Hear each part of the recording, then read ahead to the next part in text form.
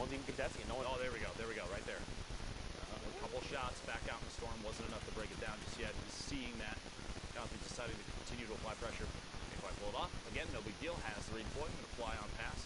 Some shots come out from players on the move. Oh my gosh, Truly I thought punishing. he was fine. Just kidding. Cosmic beamed out of midair. That is so rough.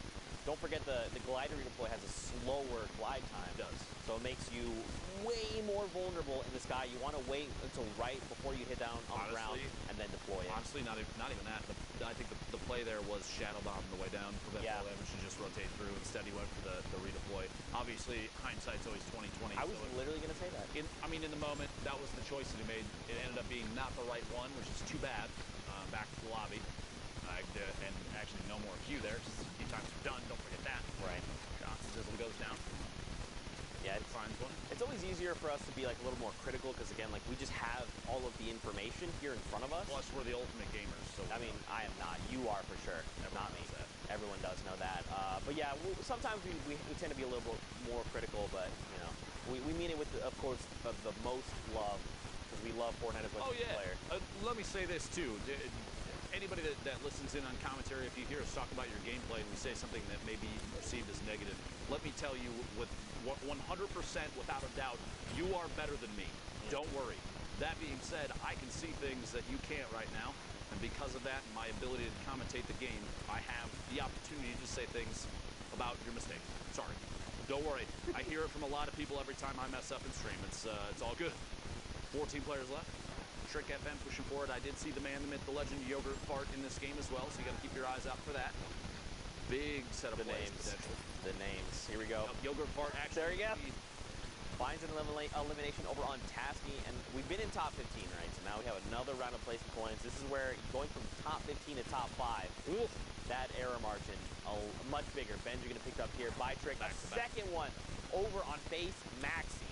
Wow. Let's go, Trick. Set of eliminations there. Trick has a chance to keep this going a little bit longer if he wants to. Opts not to, but he is positioned against that mountain edge. Quick window edit and shots before that player can use the launch pad and try and get the heck out of there. Trick moving forward, going to box in and start the rotation. Still not in the safe zone. Yeah. Keep moving. You notice here saving materials just a little bit, not walling off because he knows he's on the ultimate low ground. Oh no, Blue Ball, the side of the mountain. It's Father Mountain. Look, Trick has to go right now. Cadden is going to do his crank 90s, brother. Yeah, you just got to go up right now. And look, actually, it's fine. Trick caught a player on rotation. Stretch is gone. The edge of the storm here. And he's actually... Where do we go from here?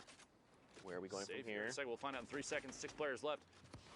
We're looking at the last possible rotation for a lot of people here. Player peeking down from above. Maybe a chance to take shots. We're going to the northwest. He's actually totally fine. Big luck there for Trick. 6-3 builds. Sorry. Down to the last second shot. Oh! Colorful from the top 10. There was also a launch pad. Did he get it? He did not. But at this point, this late, probably not a big deal. 3 players left. Shiga. Caden takes shots. Sandwiched between 2. Trick got to drop down and apply pressure. Says, Shiga, you can wait on the ultimate high ground. I'm going to pick up this elimination, the HP and shield from that. Some materials. Trick down to 8. Man. And that's that. Fall damage. You see that? Shiga just jumped right on in. He probably ran out of builds. Listen, you know, at the end of the day, slid down the edge of the mountain. That's what probably would have been the better play there. But at the end of the day, he lands the ultimate Trick shot. Back over to Sundown in the studio. Sundown, what you got for us, friend? What I don't have is bad jokes like that because he didn't even fire a shot. So well done from Trick there to ride that one out. Good victory royale. I'm here with Monster D. We're going to take a look at some of the gameplay that happened in that last block real quick. Let me hop on up here and let's break these plays down. Yeah, we got a lot going on here, and the player to look out for, E11 Graska. These E11 boys have been on a rampage, and we just want to highlight how much of a rampage these guys have been just going on. Graska in specific here, you'll see a nice string of elims kind of coming out of him using shadow bombs, just keeping it super technique and super textbook. And I just want to talk about his mentality because I follow him on social media.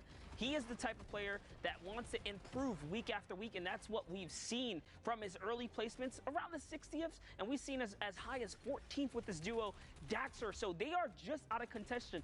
Anyone in that upper top 20th kind of bracket as either a solo or a duo team have what it takes to kind of seal the deal here in these final moments. And this is just a solo competition. Take a look here.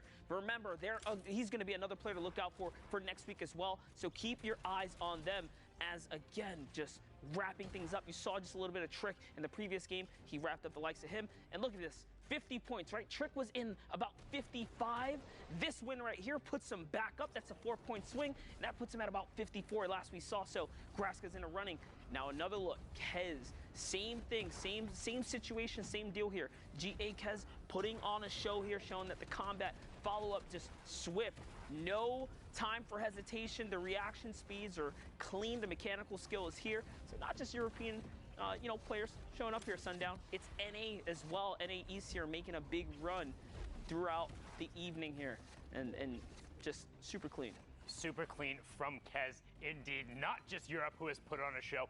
Every single one of our regions so far have been absurdly close. Like, we quite literally haven't seen a week like this so far. We are going to get back into the very final matches. NA East is so absurdly close. I cannot wait to see who takes away one of those last 6 spots. But we're going to go right on over back to Lupo and Zeke. Thank you, Sundown. I appreciate you. And I do appreciate every region. Europe, NA East, NA West, Oceania, Asia, Brazil. Y'all some gamers. Keep that up. Don't change. All right? A lot of people working like crazy to try and qualify for the Fortnite World Cup in New York City. Those finals are going to be insane, by the way. Look forward to that. And let me just say, too, going through this, I can't think of anything in my career thus far that I've put more time and energy into than casting Fortnite events. Like, the amount of dedication from everybody on the production team to go into this, I hope that we have all done what they would consider an excellent job thus far, because this has just been a blast, and I hope we're putting on we're representing the players that we have a chance to commentate over accurately. I hope they all feel the same way about what we've done thus far. 8 spades here on your screen. Top, middle there. Abe taking a chance to just pop a little bit of a mini. Got a metal tunnel underneath with another player down below. A quick stink toss. Pressure being applied. These fly-ins there. Symphony top of your screen, but Baldy, player we've seen a number of times. The flint knock in hand. Ooh. All right. Epic AR and a rare combat shotgun. This is the loadout you want. Oh yeah, this is big value. Because he has 2 campfires, 6 minis. He's got the turret in case he gets ultimate high ground and he needs something to just connect back for 1,000 HP. It's a big value right there. Typically I say, very rarely do we see players utilize the, we'll say the pew-pew mechanic of the turret. There, shots. 5 goes down, a big pickup. First elimination for Baldy, 49 points. But yeah, the loadout is excellent right now. It kind of covers everything that he's going to need in any given moment right now. Poach from Liquid, smack to the bottom of your screen. A lot of players that have been in the top 10 multiple times popping up right now. Air cool, spades all the way at the ultimate high ground. 38 players remaining. Gonna climb our way all the way back to the top. The launch pad out. Good rotation right now. The later you get into a game, the less value a launch pad has, because unless you're going to ramp up above and use it with the horizontal trajectory, which, don't get me wrong, is very, very good. But if you're trying to go for verticality, by the way, a player lands in the same box, a quick trap, it's not going to go down, but Zlem still pays the price for trying to challenge spades for ultimate high ground. Might not be the last one either. Oh my gosh, the number of players flying around above is insane. Spades, can he follow through? Can indeed. K-Dude goes down his own launch pad again. Sorry, that got ridiculous. But the late game launch pads, they lose value because the more time you spend in the air.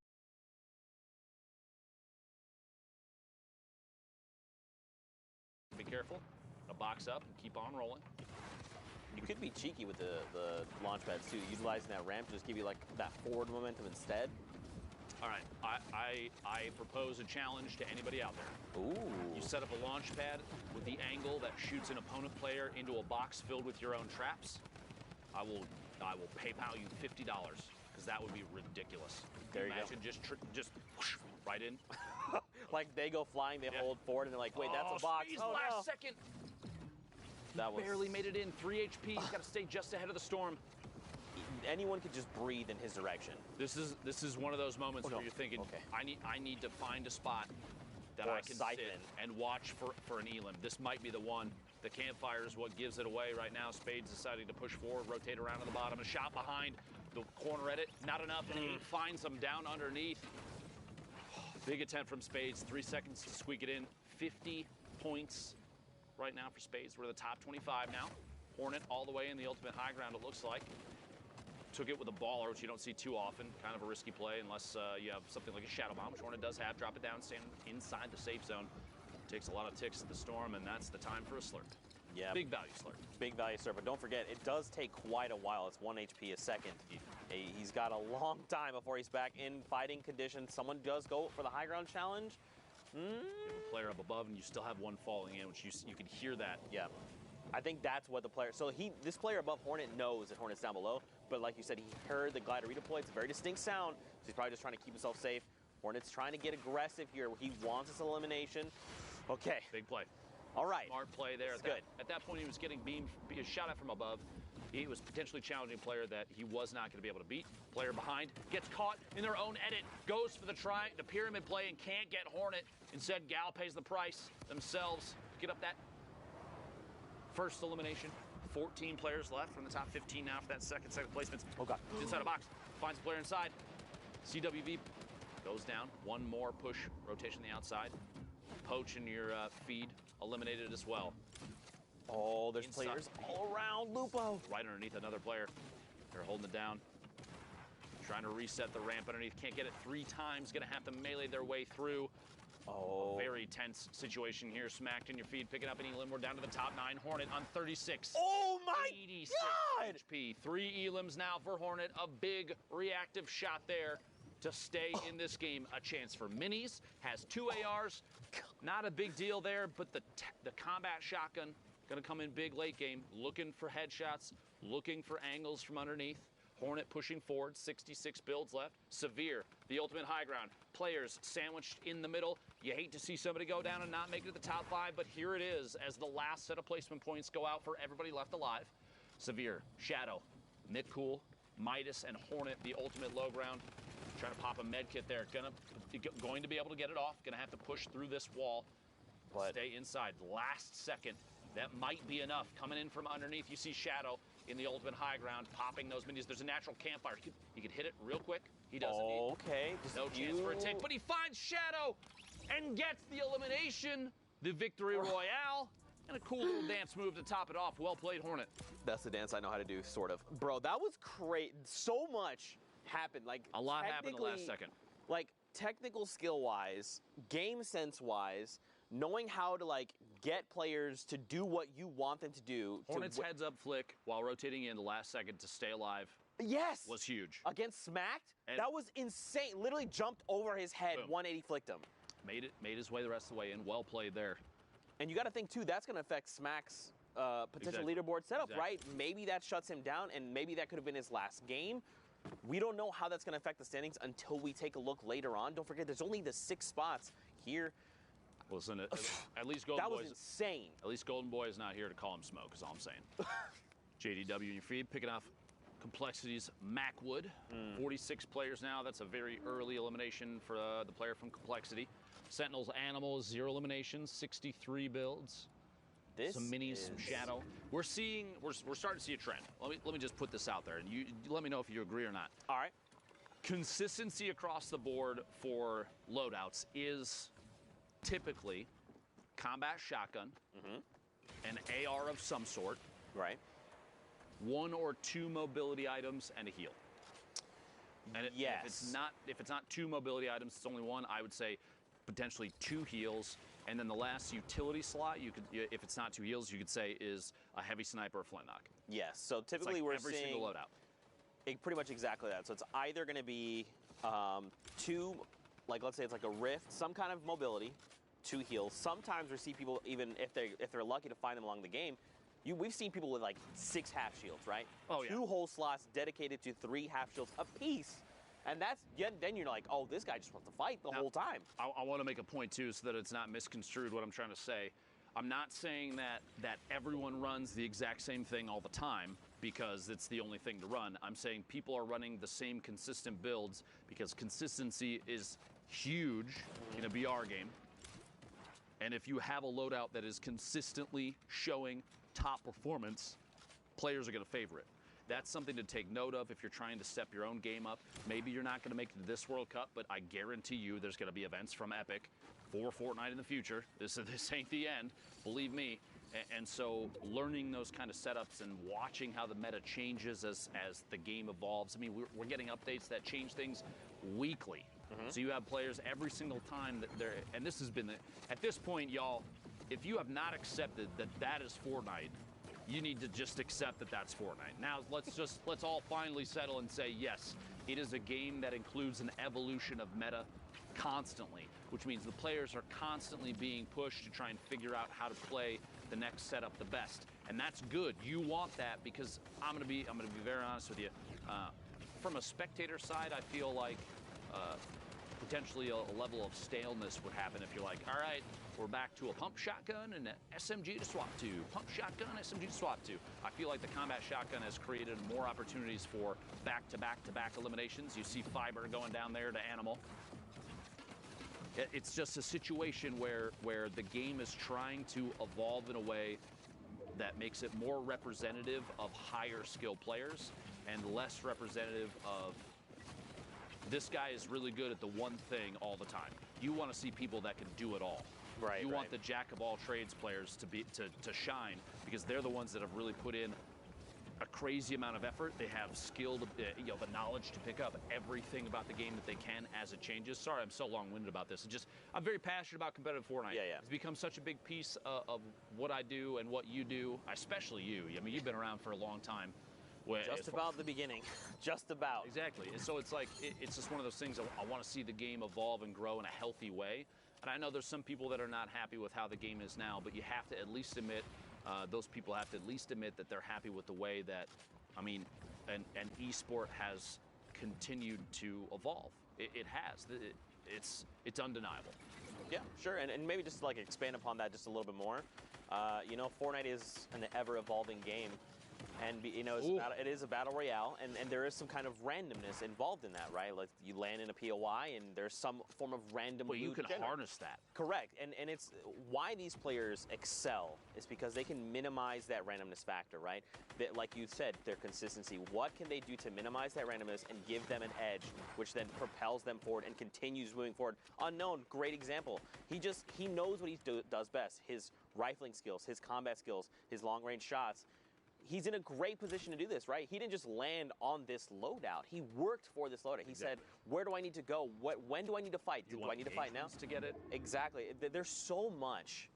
Like, on the surface, Fortnite may seem like, I guess, borderline one-dimensional, kind of, but there's actually so much depth to the game. I wouldn't even say on the surface it seems that way. You've got building and shooting and strategic positioning. Yeah, there's a lot to it. Elevation, game changes, what you land with, how you're feeling on the day, what your skills like, where you've spent your time. Have you done your shooting practice? Have you gone into playgrounds before then to practice up your building skills? There's so much. This is why I love Fortnite, dude. You're gonna make me nerd out, and we're gonna have long conversations about this. This has been Deep Thoughts with Lupo and Zeke. Meanwhile, top 5 situation. My apologies for all that. Unknown from KNG with 6 eliminations. 19 builds. That Rift may or may not come into use here. It'll be tough to know just yet. TJ, the ultimate low ground. We're already in a top 3. The swap there, Baltic, Dylan, Glow Navy going down outside in the storm. Unknown dropping in and challenging Jayfree, but he actually gets dropped all the way to the bottom. Stuck top to bottom of TJ. Oh my! Box, the traps. Oh my gosh, he completely shuts down Jayfree. But look at the health difference. If he's not careful, dude, and they spend time in the storm, Jayfree has health advantage. He's got to be really careful how he approaches this. The slurp, though, Unknown could potentially pop it. Should here momentarily, I almost anticipate. Here we go. Do you think he just waits for him to drop down and try and rips him and hopes that the slurp is enough to tick him over? We'll see. Moving with the storm, Jayfree in the ultimate high. He's still ticking 13. Up. No builds for Unknown. He's going to have to... Yep, here we go. The shots. Combat shotgun from underneath. Can't quite connect. 20. Does not tick out to the storm. Instead, finds a shot on Jayfree. The celebratory rift to go into the sky. Unknown, well played. No builds left, no problem. Bro, that was absolutely insane. Sundown, Monster D-Face. Was that not just the craziest end to that game? That ending was absolutely absurd. Nice celebratory riff there from the controller lord KNG Unknown. Well done to get the victory royale there. But not only was it a fantastic finish to that match, that is it from NA East. It's done. All the matches are played. The standings are final, and Monster and I are going to break them down. Dude, are you guys ready for this? Are you guys ready for this? OMG, boys. So first off, Clicks qualified, right? Top 3 spots. Scratch again. them out. We've talked about the sharing before. Clicks, Clarity, and then KNG's Unknown in the last one will take those top 3 spots. But 6 spots are still up for grabs, and you'll see the next 6 fill them out. So congratulations, Cosmic, Tuzi, Legidian, Aspect, Hornet, and Creo. I'm telling you, that had to be the most nerve-wracking final hour for Aspect. We saw him finish on 60 points. He was in 2nd place. These last 4 right here, from Aspect to Fernando, were all at 60 points. Aspect had the 2 victory royales that pushed him up into 7th. Hornet had 1 that pushed him up into 8th. Creo had 0. Fernando had 0. The difference, average eliminations, average points, all of them average placement. Creo owned all the tiebreakers. He had all of them afterward, was slightly ahead, 3.8 to 2.8, 18 to 3.6, and the average point 7.5 to 6.0. Talk about every interaction mattering. Well, all the tiny little ones and the differences add up. Congratulations to all 6 of you, the final ones, joining us at the Fortnite World Cup final from NA East. But now I think it's time to punch tickets. Absolutely is, and there it is. That's 1. Cosmic up there on the board in That's first. 2. Tuzi in second. Go ahead, Monster. You can I'll grab get that this one. guy too right here, man. Legidian, you made it. Aspect as well. That must have been. Oh wait, it's Lupo. We've been over this before. You sure you want to? Are you feel? Okay. This guy, man. He tried his best. It's all right. They talk about his snipes, but not about his ability to punch tickets. Creo in the last spot. Lazarus will have a member at the Fortnite World Cup final. Again, congratulations. But you can see out of the 19 spots up here, only 17 have been filled. We have 2 more for you coming out of NA West. But for now, we're going to go on a quick, well, not so quick. We're going to go on a 30-minute break in between the regions. Go walk your dog, get some water, get a nice little meal in you, because when we come back, the rest of the NA West matches in the final 2 spots will be punched for the solos competition to the Fortnite World Cup final. We'll be right back.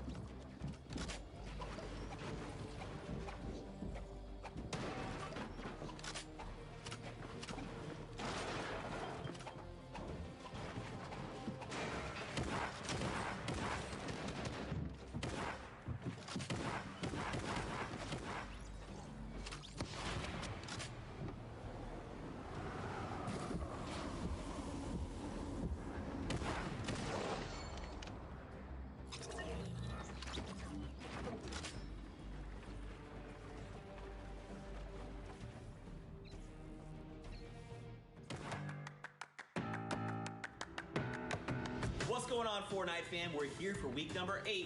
And you know it's time to go meet up with the casters, so let's... So much for your intro, Zeke. Spooky, no! It's time for weekend! I'm Golden Boy, one of your hosts, and we're gonna jump right in. I am so excited to be casting these games today. We are back. All right, so we're getting ready. It's been a really great day so far. There's a lot to get through. We want to talk to... What? I'll show you something. Okay, all right. I found a slipstream. Oh my god. Oh my god. Squints! Yeah? So you're the in-game producer. Yep. But is there more we need to know about in-game observing? I believe so, and you should go talk to Andy about that, Zeke.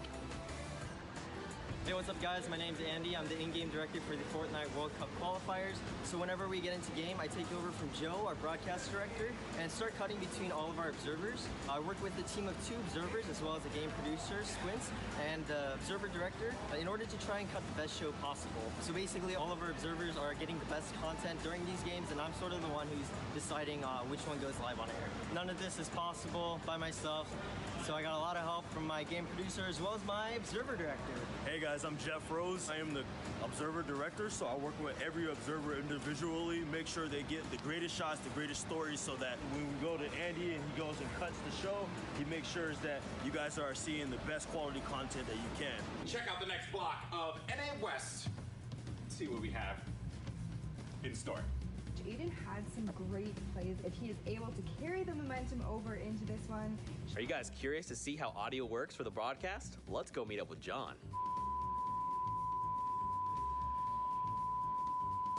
Hi, I'm John. I'm the audio mixer, or A1, on Fortnite. Welcome, Fortnite fam, to the audio booth. This is the audio board. All the audio that you hear goes through my hands. This is all of our wireless microphones for all of our talent. And then right here are all of our in-ear monitors, or IFTs, so that I can talk to talent. Like, usually it's something like, hey, Zeke, turn on your mic. And then they turn on their mics. I think Zeke should have heard that right now. Did you hear that?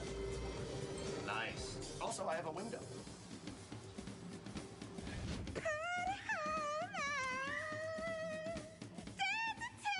We're all done. Yay. Day 1's done!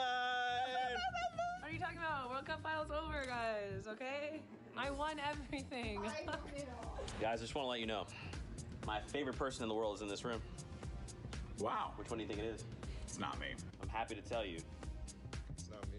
It's actually Kitty Plays! Boom! Right there! You know, it's not easy making this look good. Let's go meet up with Monique, the makeup artist, to see how she gets all this done. No, I don't like that guy, Zeke. He's such a... Oh, hey! Hi, I'm Mo. I'm the makeup artist. I'm the one that makes these nerds look beautiful. Oh, Zeke. Sorry, let me just reel.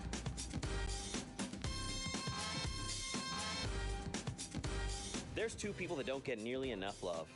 They are the people who operate the cameras, and I'm going to introduce you to them right now. That's Allison. That's Mahoney. That's Mo. Touch on right there is when he gets knocked out with that RPG, instantly rips. Oh my goodness, that was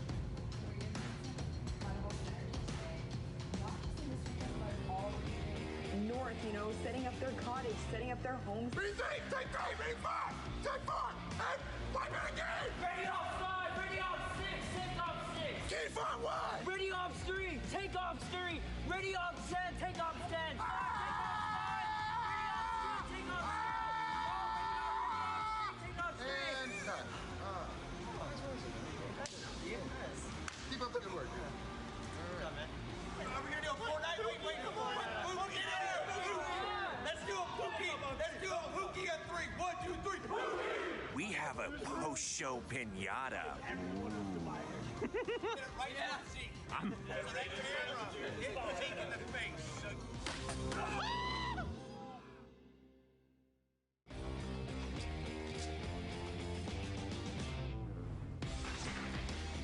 We've seen 8 weeks of amazing Fortnite Battle Royale action. Players from all around the globe have battled it out, and some have been able to already book their ticket to New York City to compete in the Fortnite World Cup final in front of thousands of live fans. $8 million has already been given away, and now we're coming down to the wire. Week 9 is the final opportunity for competitors to try and qualify for the solos competition. Who will join the likes of Dubs, Stompy, Tfue, and X2 Jordan on the stage in New York City? Who will be able to clutch up in their final moments, in their last fights, to earn one of the final 19 spots? And with the last 2 weeks on the horizon, we are increasing the weekly prize pool to $2 million. So, get on the battle bus and drop in. This is your last chance to name yourself among the best of the best and to build your way to a spot at the Fortnite World Cup final. What are you waiting for? The battle is building, and you don't want to miss out.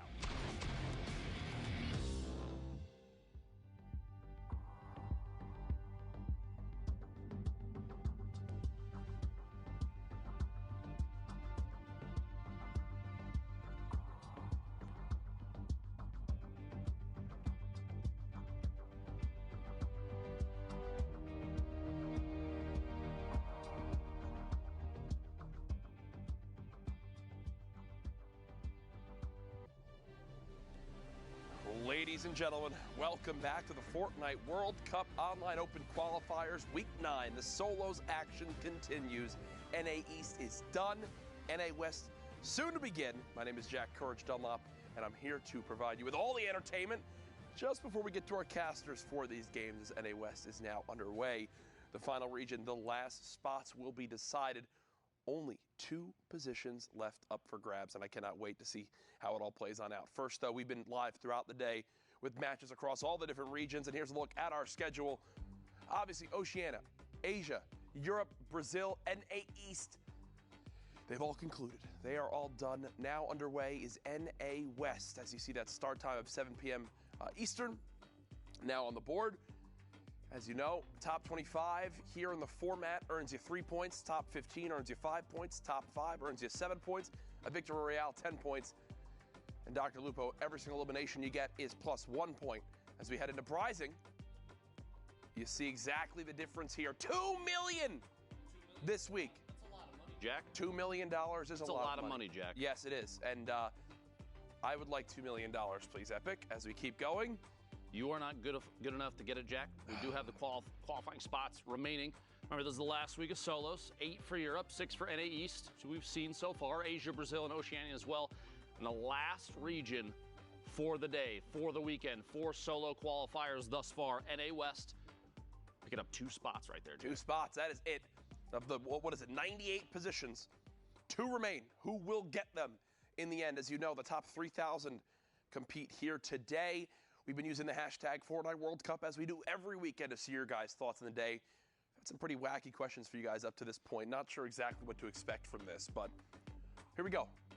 I'm really enjoying the Fortnite World Cup. Can't wait to see who comes out first today. Hashtag Fortnite World Cup. Thank you, Hunter. Appreciate that. I genuinely think at Zikamus Prime is such a good caster. I never hear him mess up on words or say something dumb. That's a paid actor. Kato. Fortnite World Cup, yes! Love all that stuff and beautiful artwork right there. Here's my Bright Bomber, unfinished artwork, hashtag Fortnite World Cup. I'm looking for Sundown's Twitter. Is that even his name? By the way, he's the best. Also paid actor, but Sundown's Twitter is at CourageJD, so we'll go ahead and get you linked on up with him. So, Discord, we have a great interview. You do indeed, Jack. You're ridiculous. I don't know. It's just what I had to do. But no, we have an interview coming on in here. Can we say hello? I believe it's Aspect. Hello? Aspect, what's going on, brother? Up? How are you? What's up, man? I'm fantastic. Are you playing out of your kitchen right now? I'm in a house with Animal, who's my teammate, and then Kearney, who's another competitive player in Philadelphia right now. We're all set up in like the kitchen, living room area. Jack is extremely jealous of how close you are to the fridge. Yes, I am. I can roll over to it. It's pretty nice. This is 200 IQ right here. Now Jack's this is actually going to change his setup later to mirror this. This is how you keep yourself composed. Now, Aspect, you're someone that we've seen competing in Fortnite for so long. You broke it on through. You've made it happen. What was the preparation like for this week? We got here last week before the duo started, and the three of us have just been playing 24/7 arena, everything that we possibly can, just prepare for this weekend, and paid off. It absolutely did. I mean, you could say it paid off in many different ways, but now you're qualifying for the biggest stage. Obviously, people have dreamed of making it here. In your opinion, what worked for you today that made this possible? I won my fight off spawns when they really needed to, and I just had really good internet connection, and that helped a lot. Like, I was just able to take people's walls. Like, hey, a lot of things that really needed to go right went right. It seems to be in the games that needed to. Exactly. It seems to be a lot of people's answers. The things you need to go right do go right. You can't complain with that one too much. Now, when you found out you made it, who'd you tell first? What was your reaction? All of my bros and my bro cord. I was in a channel of like at least 10 of them, just screaming. And then I called my mom and my dad, my grandparents, and obviously the people that I'm living with right now. They found out too. I'm sure it was the screaming that gave it away. That's too awesome. Now, Aspect moving forward, we've obviously got, you know, the Pro-Am coming up that I think a lot of people are excited to watch. We've got the duos, but then New York City, the World Finals event. Have you ever been to New York City? How excited are you? I was in New York when I was like 7. I'm really excited to go. Really excited. I'm going. My sisters and my dad's gonna be there. It's super fun. I'm gonna meet all my bros IRL. It's gonna be a great time, and I'm gonna win like $2 million. Oh, there we go. I love the confidence. I was literally gonna ask. I said you have your family coming. All these people are gonna fly out to New York to see you play the Fortnite World Cup. What's your prediction and how you're gonna do? And I think $2 million is easy. Right there. It's a good weekend of Fortnite, I think, if you wind up making it. Aspect, it's great to hear from you. I'll give you the floor. Any shout outs you want to do? Shout out your social media. Let us know. I will say I only quad today because I used code SEND-ASPECT in the item shop. Nice. My Twitter is AspectFN_ on Twitter. Make sure you follow that. I need followers. I need the impressions, please. My Twitter is AspectFN. My Twitch is AspectFN. You should follow that too because I am an alpha male. And yeah, that's all I need to shout out. Love that Aspect. Congrats again, brother, and we'll definitely be seeing more of you soon. Keep practicing, and good luck. Have fun in the final couple weeks. Folks, that is Aspect there. Absolutely great to see. Awesome, dude. As now we take a look, our next thing we're going to go through before we get to our games, where we currently stack up in NA West. The last region, Jack. That's it. All of it's on the line, and at the top they're already qualified. Okay, peak is always but holding first place, Jack. You can't deny it. You can't push him out of the spotlight. World Best Gaming Pika all the way up here, 31 points. Barely a lead. I mean, we're only a couple games through thus far, 2 or 3 across the entire top 10. We've got a couple names we've seen up here a number of times, yes. Right? And Harrian's actually was who got first, I believe, yesterday in the NA West qualifiers, or was up there throughout the day. So stacked standings as you'd expect, but our games are ready. Lupo, we're ready to get into the action. NA West, we're not the casters, begins right now, folks. Let's welcome in our casters, Zeke and Sundown. Gentlemen, take it away. Thank you so much, Courage. It's crazy that we decided to put the taco shop that close to Courage. Something could have gone terribly wrong. I'm Zeke. This amazing man next to me is Sundown. We are getting ready, guys. The final opportunity for a lot of these players to qualify here in NA West. The last chance, 2 more qualification spots up for grabs. You're going to need that mental toughness in order to clutch it out, but the matches are ready, so let's get right on it. Enough of us. You want to see the Fortnite action. We want to see the Fortnite action. And again, if you're playing on Sunday, we have the opportunity to hop into your game. So if you see any of your friends out there or they do anything cool, let them know. Catch that clip. Drop it to them on the social medias, as Monster might say, and then get into the games. You can also watch live in client. There's a nice little bar right there. You can see just over an hour and 45, so nearing the halfway mark as Sol 9 just blows up Retake Impact with a nice little gatekeeping angle there, and he finds Swiftlink as well. He's gonna try and double back over to get the shadows. Opts not to, just pops the launch pad and gets out of dodge. Now don't forget, guys, if you've watched Fortnite competitive before, you know exactly how dense this lobby is, and this is not surprising. If this is maybe your first few times, expect to see, as we hop into these games, these lobbies with potentially over 50 people, right? Especially over here on West. This is it. Last chance to try and rack up points and secure one of the 2 qualifying spots on the line for West. So now it's all about what can I do? What can I do to get as many points? So how far can I get in placement? Can I get top 25? Once I get there, what's the next step? Top 15? Can I pick up elims along the way? Every single thing, every decision these players make is going to affect the standings. The leaderboards will shift, and it will dictate ultimately who will be going and punching their ticket to the finals in New York City.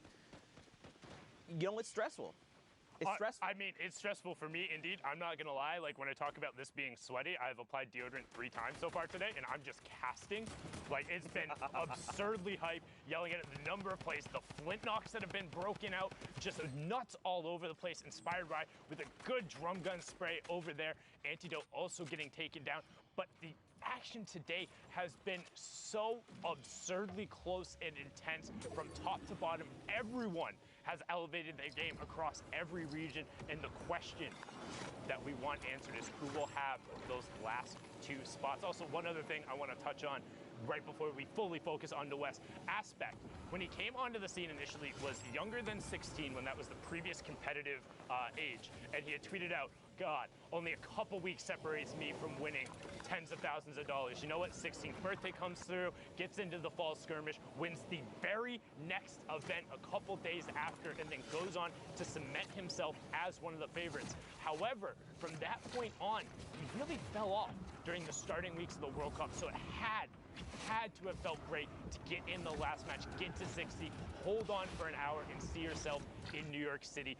Brilliantly done from Aspect, one of the original young lords, but now a veteran on the scene. Again, congratulations. But as I said, East is in the books, and we're on to the best of the West in here with Zaytan as he pushes into the box and picks up PTO Quake, getting close to that first placement threshold of top 25 for 3 points. You see Zaytan has one heck of a loadout on. The single shadow bomb, a slurp juice, that combat shotgun, the tactical AR with almost 500 rounds. Zaytan is ready. He's looking to take engagements, especially with the slurp, right? Even if he does get chipped into his HP, he can use that slurp to top himself off. We just hit top 25. This is huge. Those first 3 points coming in is going to make a difference. Now, don't forget, every elim is a point. So right now, Zaytan is looking at 5 points if he was eliminated right here. Now, of course, he wants more. He's still hungry. He's looking for that victory royale. You see players trying to rotate here with the backs to the storm. He's going to look for picks if he can. One's going to get caught. The edit there, the door. Hello, welcome to the world, Twinkies. Not going to survive the apocalypse there. Twinkies does get taken down. Zaytan, however, in one of those tight little box situations. Oh no, he metroed himself. He metroed himself. He's stuck in there, cannot move. This is what kept Metro from qualifying in week 7. Can Zaytan push himself back out? And he is. He's good. Out, no problem. Top 15 now as Tavern picks up Zucchini. Spelled all the way out. Appreciate that. Making our lives easy there. As Zaytan now 4 elims, top 15.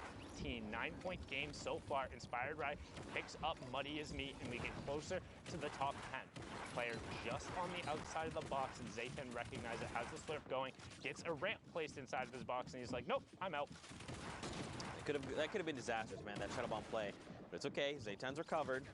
And again, he did hit top 15. 5 total points in placement, 4 in eliminations, looking 9 points in a single game. This is massive. 4 players need to fall, and he makes top 5, and this could be another round of placement points. He's going to go try for the edit. It fails, unfortunately, but here we go. Immediately. Zedek? I think it's Edic, not positive there. Okay, the X's always confuse me. Edic there, going to be shut down, but look at this. Look at the incline. Right now, Zaytan made the smart play using the Shadow Bomb to Billy Goat or Mr. Savage his way up before everyone else. 5 players remaining now, so we're into the last placement threshold. Drizzle goes down. Here's Old Man Mountain. You see Saul desperately trying to get around it. Oh, but Inspired opts to take a shot with his assault rifle. Can he find anything? Looks like it's just going to be a straight up 1v1. No, the zone comes back over. Inspired, no, gets ticked out right before. So now straight up 1v1. Zaytan versus Tavern. Tavern on no builds pushes out, and Zaytan from the high ground. We saw him. He was only on the 2 elims when we hopped on board. Picks up 4, gets the high ground, and the victory royale up to 28 points after his second match. Well done. And I mean, him using that shuttle bomb to just make the rotation early, these are the things you have to do, especially when trying to navigate around a mountain. He immediately said, look, I know what's going to happen here. Everyone's going to get trapped down below. I just need to get up there and establish myself. Everyone has to then come to me. I'm going to just sit here and gatekeep, and it works in his favor. Victory all going his way, but of course, more action on deck. Next game, again, we talk about these dense lobbies. 45 people, 20 people need to be eliminated before we hit round of placement points, and this is Storm Circle 5. Storm Circle 5, so it's in that overlapping zone. You can see it in the bottom right-hand corner. The blue circle indicates where the current safe zone is. The white circle indicates where the new one is. So all the players who are already inside that next white circle will have priority on shooting everyone else who has to rotate in. Psycho is one of those guys who has a gray AR as well as the legendary hand cannon. So decent pressure potential, but not the best in the world. We do see Harrians over there on the side, or Snorre, name spelled backwards. You have Psychic over there in the bottom right, as well as Technique on the lower half of the Psycho. Going to continue to just pour shots into people. Has a pretty good angle and is very well covered, so shouldn't be threatened here. It just kind of wants to wait out until the zone closes. You can see it coming in now. Oh, someone's in the box! And that was Keaton, who got taken down. It looks like he was just a box square above, but that's going to give Psycho a ton of mats. Shadows, Rift to go, Baller. What more could you want in terms of rotation? That was a gift from above. That is so unfortunate. I believe the player was edited down, right? It all happened so fast. There's my cousin, LG Prime there, as a fellow Prime. Harrion's here, or Snorri. He likes to spell his name backwards. That actually got me yesterday. You called it out. You know, I feel like I kind of like this too because it makes sense with a capital H at the end. Yeah, it's the capital that got me, because like that used to be a very big thing in a couple of the other competitive games that I played before. Is people when they would go to like major LAN events or even just local ones would spell their name backwards, and then Centro gets utterly abused. Not going to put that clip on YouTube as Harrians picks that up, and he has a full little shop down there. I mean, he could just be hanging out. You see the Storm Surge warning come on through. If you are unfamiliar with Storm Surge, the way it works, if you have not been dealing damage to opposing players, just been super passive, maybe hanging out in a ball on the low ground or in a 1-by-1 the whole time, you will be punished. Inactivity is not something that will be granted when there's this many players who are left. It's 10 damage per tick as it comes through, and Harrians again goes to put the traps out. His baller does get eaten by it, but Amu Okami gets taken down. He's gonna be okay with that. Has the Rift as well in case he needs to get out of dodge tool, but there's a player directly behind it. Rift right now. Yep, there you go. Takes him with you, and he's just gonna get back into the center zone. You actually saw he pulled 2 other players with him outside of the one. They were just in shadow form. Very tough spot right now. 45 effective HP. He's gonna have to burn the campfire, but this is gonna tell the entire lobby, I am in critical condition. Please leave me alone. Let's just play fair here. But look at this. Everyone's scrambling, trying to get themselves to safety. Psychic's already poised himself in a great spot, posted up. Now look up above. We got a bunch of billiards in play. Look at this, though. Harrians. The double launch pad. Now he's going to rotate back. I believe that's probably the smart thing to do. All right, he's just saying, look, I'm just going to keep this one by one over. I'm just going to use this as my defensive tool if need be. Okay, I believe that was a geyser here. Gonna just mess with people. Gonna send them into the sky. It's okay. Harrian's gonna get a new position now. And there we go. Top 25 just hit Psychic. Finds Roman is 14. Picks him up, sends him back to the lobby. I mean, look, Harrians has a fantastic loadout. The 8 rockets, the minis, the launch pad, the combat shotgun, the tactical AR. He's ready to just take this lobby by storm. Yeah, but he needs to find the space to use it, and that's going to be play right there. Gets Rubizzle with the direct impact, and then gets SX Beast with the collateral damage, knocking the build down and causing the fall. Can he find the connection? He does. Drops that player down. Will it connect for an elim? No, not going through. Must have been some form to save it, but all of a sudden, he's up on the high ground, looking down on the rest of the lobby. Harrians up top. Technique right next to him, goes for the take. Harrians hits the first combat shot, and now we'll look down to the low ground as you see a number of rifts, and the geyser. 2 rifts go up, geyser go up. Everyone's up in the sky. Cue the circus music as we're about to hit top 15. Who will be the player to drop? Psycho trying to take away the high ground. Instead, opts to edit down and begins his waterfall. 1-2, plays the floor. Instead, drops down, and Dankies gets ripped. Man, that geyser just really caused so much havoc, allowing people to reset when they needed to. We're in top 15. More players are being eliminated. Just look at the spread here. Psycho there needs to get in. He's going to be taken down to the zone technique and critical mission. Harrion sending rockets up above, just messing with people's builds. And Psycho gets shut down. Psycho, this is huge. And look, he's got the 2 slurps, 2 launch pads, 2 campfires, 3 half shields. You can't really use the half shields. You're not going to be given the 4 seconds. But wishful thinking there. An 80, double 80, 136. Headshot spree, Psycho. This is what you need. Especially Sundown right here. One more player needs to go down. Top 5. Harry Hunts with more rockets. It looks like voice and technique are going to be blown up.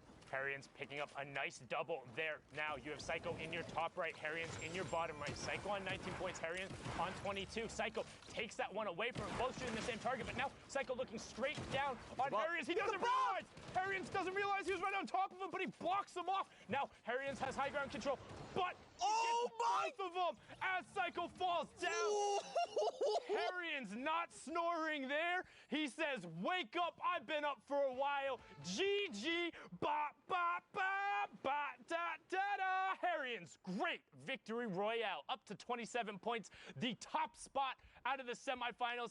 Can he do it today? That's the question. We're in NA West. The action doesn't stop. The games are going live. If you want to check it out in client, you can click that watch live tab, or you can pull up the leaderboards yourself, check out your favorite player, and, you know, just get the matches going. Not sure how you'd be able to be in the client hearing me and not know the watch tab was there. Didn't quite think that one through. But now, Jay-Lee, good stink, and then also takes that ball away. He says, no rotatos for you, as he boxes himself up, has his own baller, a stash of shields, bunch of stinks, and shadows, as well as zone priority. Man, I'm still... Well, Mouse gets picked off there. I'm still reeling from that last game. It was fantastic, but one thing I want to talk about rather than going back to last game, just right there, you saw how it looked like he shot him through the stair. If a build is yellow, that indicates that there is a player or something currently phasing through it that is causing it to not complete building. This means that projectiles and other things will continue to pass through it until it gets built. Both the shots going through there. Well done from Jaylee. Now on board with phases Jarvis, the player who in week 7 was just 2 points out of qualification. The controller lord out of the West ended up taking home the Fortnite Friday with Phase Tilt just this past weekend. Can he add a World Cup qualification spot to his resume? He desperately wants to, sitting right now on 25 points. We're about to hit Storm Circle 6 as well. And again, another dense lobby, 41 players. We started on about 45, and it's been thinned out just a little bit here. Now look at this. We have to begin making rotations through Neil Tilted. Chef Shaba there going to be picked up by Jarvis, his 3rd elimination. And there's still 39 players left in this lobby that potentially could just be food for Jarvis. Look at this, man. Shoulder to shoulder, 1-by-1s. People separated by a single build. Jarvis, all right. I like the impulses to reposition, and he's going to be able to farm a little bit of wood there as well. Okay, I like it. Yeah, impulses can be a little risky. Don't necessarily always know where you're going to land, but with all of these player-based structures over here, it gets him into the center of zone and allows him to spray shots back down the rest of the lobby, hitting a couple of tags there. You can see the Storm Surge warning on the right-hand side. 3 more players need to go down. Kicks does get converted over by the Storm. Jarvis now opting for the impulse play and catching himself on top of the builds. Immediately turns, saw that player, knows he's a tarp above or in shadow form now, drops the edit, and he's going to work back through the Burger Tower. Okay, I like this too, because if you're using builds, you expose yourself. Or you could not use a build and hide in a little corner here. This is what makes Neil Tilted so dangerous. We see players just all the way around. We're at 28 players. This lobby is going to continue to thin out because everyone is scrambling right now, trying to get themselves to safety. Jarvis, look at him though, still on effective HP. He's trying to hunt this player down. He wants his elimination. A flick shot comes out, nothing connects. Now he's got the beat on the player. He knows where this player is, and he's just trying to lock it up. 26 players left, and you also notice he kept ducking out into the storm, trying to catch that player, not covering his back, but was well enough. Gets directly on top of Papo Anthony. You can run, but you can't hide. Jarvis is inevitable. He will find you, and that's a big swing for him now on an 8-point match. 5 elims and top 25, but Little takes out Wheels, another fantastic contender. We saw him and Jake, and Jarvis just pickaxe the ball out into the storm. That's going to be storm damage, and actually huge strat. If you are out of builds or have nothing to do against the ball or don't have a boogie, pickaxe it, send it out in the storm, and then just shoot it out. It's 10 damage that goes off there. If they think they're safe and they're not going to pop out, get the opportunity. However, it is risky. They can pop out and shoot you back. Most of the time, they do want to play passive. We've seen a couple of those go through. It's 900 IQ, but right now, Jarvis is trying to be 900 IQ. Gets pulled up into the rift. No shots coming out from everyone as the dives begin to go out. A number of umbrellas are pulled since we're at top 18. Players just want to stay in the lobby. Vinny gets high ground. Yes, dive in. There you go. Connects with it. That was beautiful. He needs to get back in the zone. Oh, he does. He finds a nice little pocket, and now he has that high ground priority, Zeke, like you just called out. Someone goes with a challenge. It's Clasificatorias. Just ruined it. And dude, just outside top 15. That's so rough when you put in that much time, but he's going to be okay with that. Still a double-digit performance there out of Jarvis. Now Clasificatorias drops down onto a little girl trying to get out and over around the side. No, that's not who's playing. That's his name. As we check over into the mid-tarp, you got World Cup Deuces trying to manifest that positive energy, doing everything he can. We've seen him in these lobbies before, but Barrow is trying to have a say about it. The duo qualifiers wanting a solo spot desperately, and Arkham trying to get one of those as Spicy gets picked up on the way down. Barely even a reaction. I didn't even see him there right out of the side, but Arkham gonna keep working down. Has the uncommon attack, notices the player in that baller right next to him. He does drop out. Can he create the distance? And he does. Deuce is still in as he gets Little. Twinkies picks up Spiky and Localist. It goes down, so we're closing in on the top 5. You see the trap on the ceiling. Arkham gets 2 tags and now needs to pickaxe his way through. Can't go that way. Knows there's a trap, and he finds Jay Lee.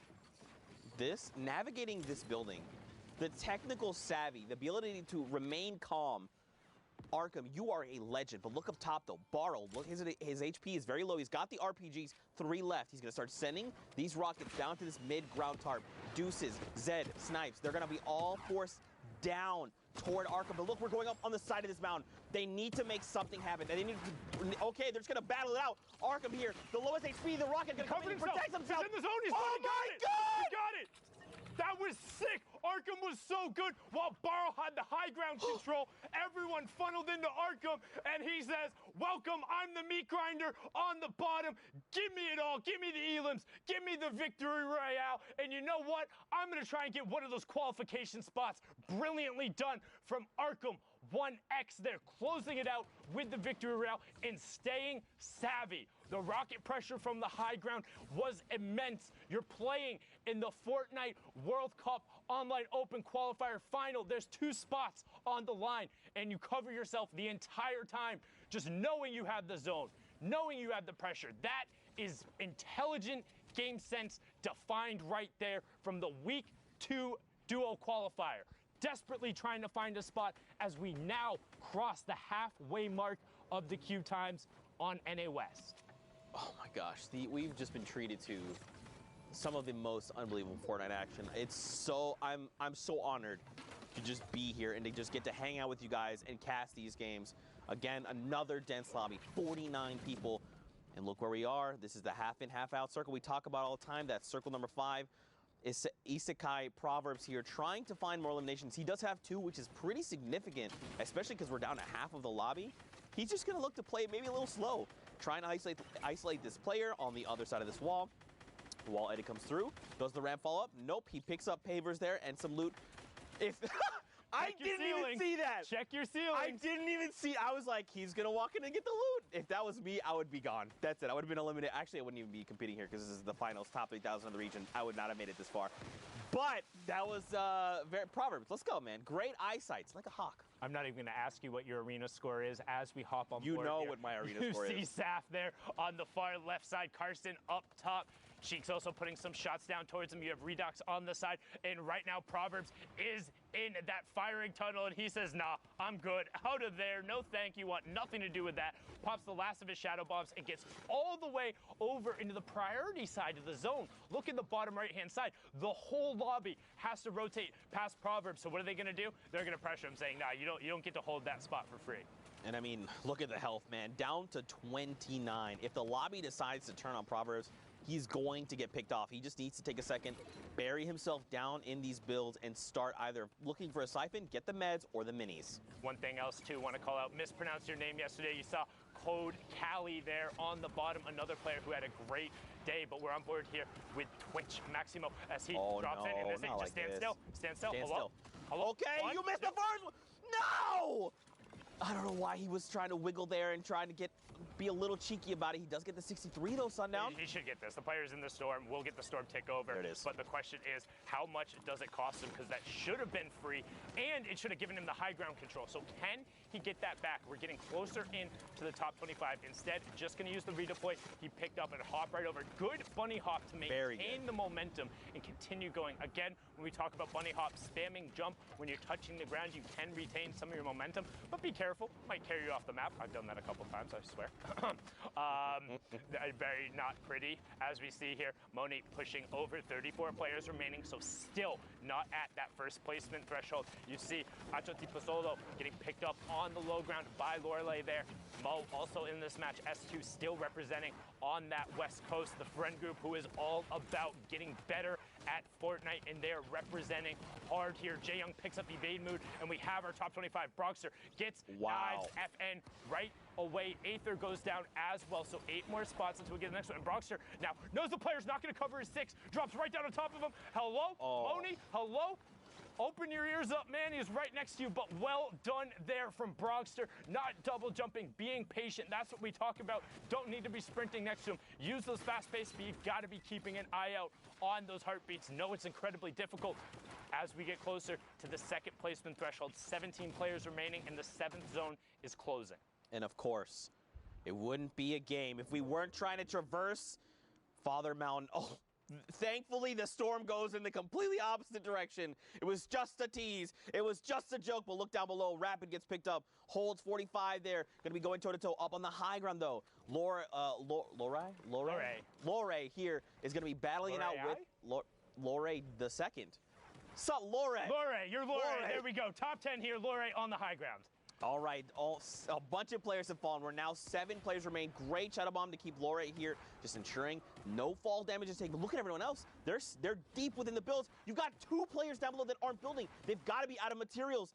Can Lore take advantage of the Broxer up on top? He still has them. But look at everyone down below. Everyone else is battling it out right now. Yeah, we're into the top 5, top 4 now. Broxter top right on the high ground. He says, nah, I don't need high ground. Let's just join the fray down here. Only 1 tarp above. Lore gets Mo and gets the mats from it. There, Broxter gets I Am Charo. Lore has a shadow if he wants to try and retake. Zone is closing. Also has 75 to the 24 build, but Broxter doesn't care. Shoot first, ask questions later. Broxter putting pressure onto Lore. Knows the zone is there. Lore tries to dip out and around, but too clever for your own good. Broxter, 5 elims and the victory royale. 15 points there to push him up to 32. That match was ridiculous, but for now, we're going to throw it back on over to Courage, who's in the studio.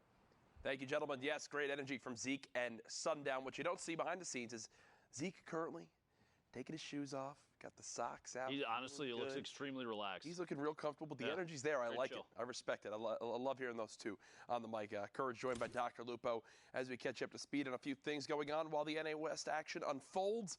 Obviously, intense down to the wire in some of those games right there. Arkham with a big performance. We saw Jarvis with an unfortunate demise there in 16th place. But Ben, I know you've got some things you want to show us. It's actually funny you mentioned both of those players, Jarvis. Harrians as well on that list, and Arkham to end it. We have a set of replays. We're going to look at all 3 players and what they've done thus far for NA West. Pretty crazy how fast-paced things happen in these games, and I think NA West is one. They don't shy away from, the pace of what we've seen from EU and NA East. Shots inside a box, awareness, very, very important at Fortnite. See, Harrians here, a number of plays repeatedly showing. He's got the awareness, the ability to build up, basically chasing his own rocket down in that clip right there to match a player elevation, shots from above, swap out the RPG, one of the most powerful weapons late game, especially when you have a swarm of players underneath. Repeated shots. Give me a combat shotgun and an RPG in a high-skilled player's hands, and I guarantee you'll see a feed. Right. It's going to be absolutely ridiculous. Matching height there, catching Psycho on the rotation down, but like you said, Aaron's not the only player from NA West putting on a good show. Jarvis, you mentioned shots on the outside, little peek shot on another player, getting third party, taking opportunities every time they have a chance. Very, very important that players are paying attention to who's around them and what exactly they're doing and maybe what other people are doing to them. Jarvis says the impulse over the top, flying away there. Get an escape. You got a landing on top of another baller player. Papo Anthony goes down and picks up a quick little set of loot. We've seen those kind of chases pretty often too. You have players that are flying through the air and they'll follow someone on a redeploy, or baller, the rift to go, and landing literally inside the same box, taking ownership of it. You mentioned Arkham here. Patience is so key. We're in the top 5 at the very end here, and Arkham's sitting on the ultimate low ground, waiting for players literally to drop in like that. Deuces goes down, another one, and Arkham's just going for a flick, looking for the next, finds a follow-up. Another one, back to back to back to back, and Arkham doesn't even need to climb his way out until the very last second, and even then, Barl goes down to himself. Yeah. The feed, Arkham took it over.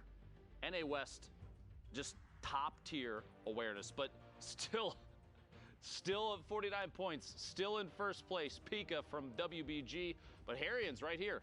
We saw a ton of clips from him at the beginning of this set of replays there. Yep. Taking second place Pika, so far. Pika 3 games played, 3 wins. Thankfully for everyone else on this list, Pika already qualified. So because Pika's already qualified, it would be players in second and third if it were to remain this same score line.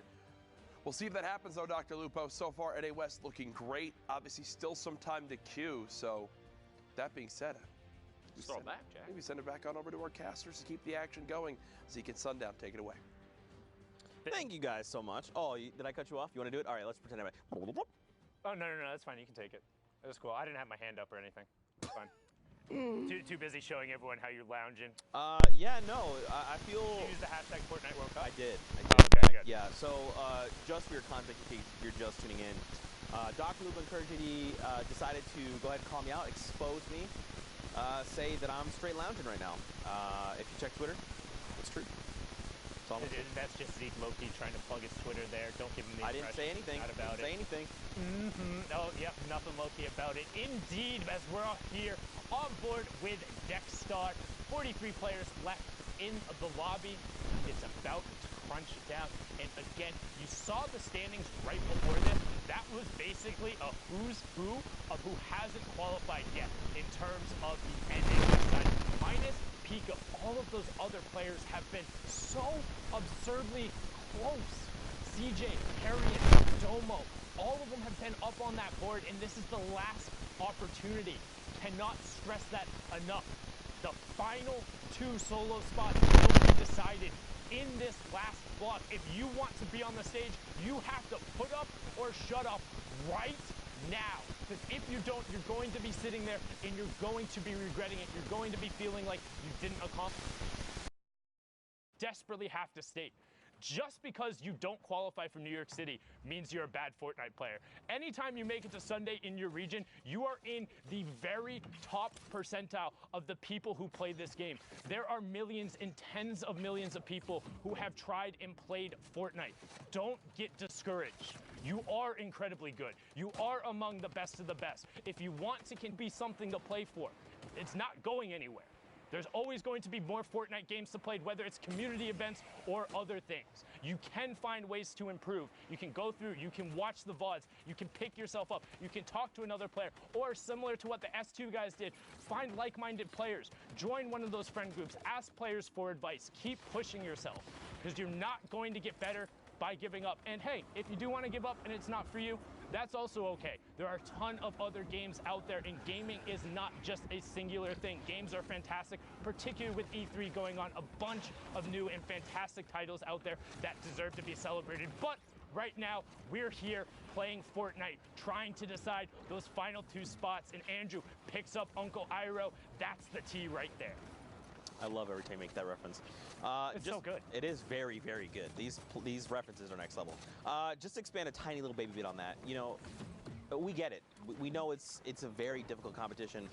We understand that, you know, it means the world to qualify, and if you don't, it feels like the weight of the world is just on top of you, and you doubt everything, your skill, your ability to play all these things. But we promise you, you are here for a reason. You've made it to the top 3,000 in your respective region because of how incredible at Fortnite and how skilled you are as a player. So keep your head up, keep grinding, keep your head up, keep pushing. I promise, it'll all pay off in the end. Hashtag Fortnite World Cup, man. And Never also, forget. hey, hashtag Fortnite World Cup. What did your improvement look like over the course of the World Cup? Did you get more points? Did you have one of those days that were really good for you? What was your story like? How was it competing in the first open tournament, in the largest open tournament that has been run? Let us know, because we want to hear about it. We want to know what your experience was like, what you liked, and what you didn't like. Give us some of the positives in there so we're able to iterate on all of that stuff. But as we said now, pressure plant going through, geysers going, and Tyranny is extending his shadow form because, as we said, his feet doesn't touch the ground. So that answers the question about what that interaction looks like. The real question is, if he hung out on a zip line, would he still just stay in that shadow form? Who knows? Top 25 placement points are abound, and Tyranny now has priority on the zone. He's going to look back and try and catch all the people who are hot feeding right by, but that is an incredibly tough shot to hit. 23, and does he get meteored by the other player? He does. He's in the box. He's stuck in there. Doesn't look like the player recognizes, so he's just gonna boop right out the side in a box with the baller player. One trap down, finds doesn't find the trap, but finds the shot because Cryo has to move to the other side. 16 players remaining. Harrians and Andrew still in the lobby. Nobody wants to be the last one. Trap fires. Player gets to the opposite side, puts the ramp down. Tyranny being like, nah, I'm not dealing with that. Bernie picks up Oppo Whip, and we have our top 15. Harrians gets Kytrex, and Rick gets Orba, and the lobby is thinning fast. Exactly, and look at this. Another one just picked up like that. We're nearing top 5 so quickly. But look at this. You still have people all the way around. Players being eliminated left and right. Up on the high ground, though, Hustle and Allrum looks like they're going to contest right now. Harrian says, everyone up top, go ahead and come on down. I'd like to just go ahead and send you back to the lobby. So there you go. Now, Hustle did not drop all the way down. He still has the highest ground tarp, so he's just going to keep applying pressure from above. Now, I'm curious, does Harrians have more rockets? Okay, you answered my question. Thank you. Did you read my mind? How did he know? Right on up there, you see Andrew picks up drip traits, but Hustle starting to row kind of thin on mats. He has 22 left, but it should be okay to hold high ground for now.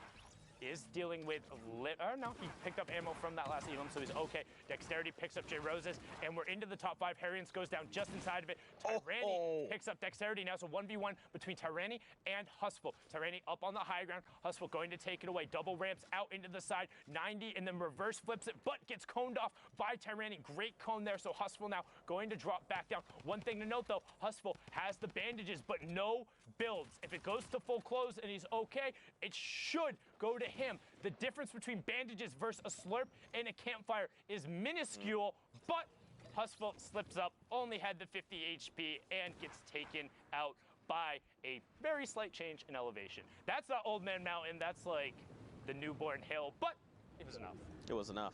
I love fighting Volcano because it just makes like the action feel more action movie. It's like we're fighting over lava. Who will win? Food. Oh, between the slats.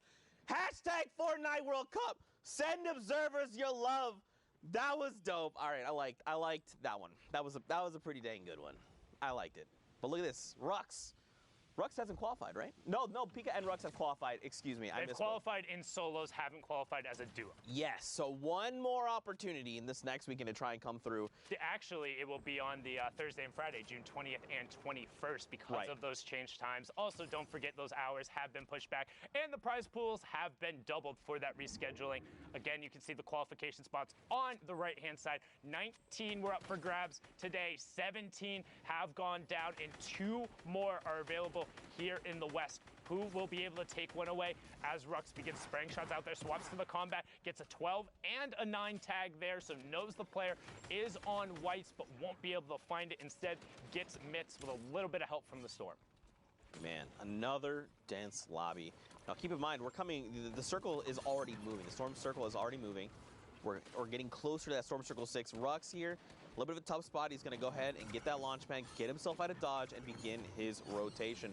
question is, where does he want to land? He probably could have challenged that player, but I think it's a little bit smarter. Just go to the edge of that next storm zone, get yourself to safety, establish, and then see where the next zone is, right? It's, again, every interaction matters. Every decision they make is literally going to make or break their game. So on that rotation in and of itself, you have two choices when you're going through. You can come down on the very near side of the zone where there's going to be more players, but you want to land towards an edge because the next circle goes outside of the bounds of the safe zone. If you don't go to an edge and you go to the middle, you're guaranteed a rotation no matter what. Whereas if you do get an edge, you're either on the backside and have to rotate right away, or everyone rotates into you. So the safe calculated play is you put yourself in the middle for an even rotation, but that means you're in the middle of the rotation and guaranteed have to rotate. So if you put yourself towards the side with mixed utility, you at least have a chance of hitting the zone. But then on the flip side, if it goes back to the opposite side, it's really rough. Most of the times during that overlapping zone, I'd say you want to go far side simply because the near side's going to be stacked and there's less threats there. So even if you do have to rotate away, most players aren't rotating all the way over there. As you can see Sealmat doing right now and then turning about face. Sees all the players dropping down from the sky. And that was the slow redeploy. That's what I'm talking about. If you go to press space, as somebody knocks your ramp out from under you, you'll be stuck in that slow redeploy forever. But Sealmat opts not to punish that player. Instead, swaps targets onto gun deals and swats him out of the sky, swapping his name from Epic Whales Duo back to Sealmat so we can give him the credit where credit is due without undue confusion. Dang it, you literally stole my joke. I was gonna say, man, I'm so happy to see that Sealmat has changed his name from Epic Whales Duo to his real name so we can give him the credit. Dang it, Sundown. It's like you read mine. It wasn't like a joke. I was just saying that was like. Oh, it's one of your jokes. Got it. Yeah, so it's not As funny. we hit top 25 there, Pearl taking out hit marker and Sealmat getting over to the far side. 3 points for everyone.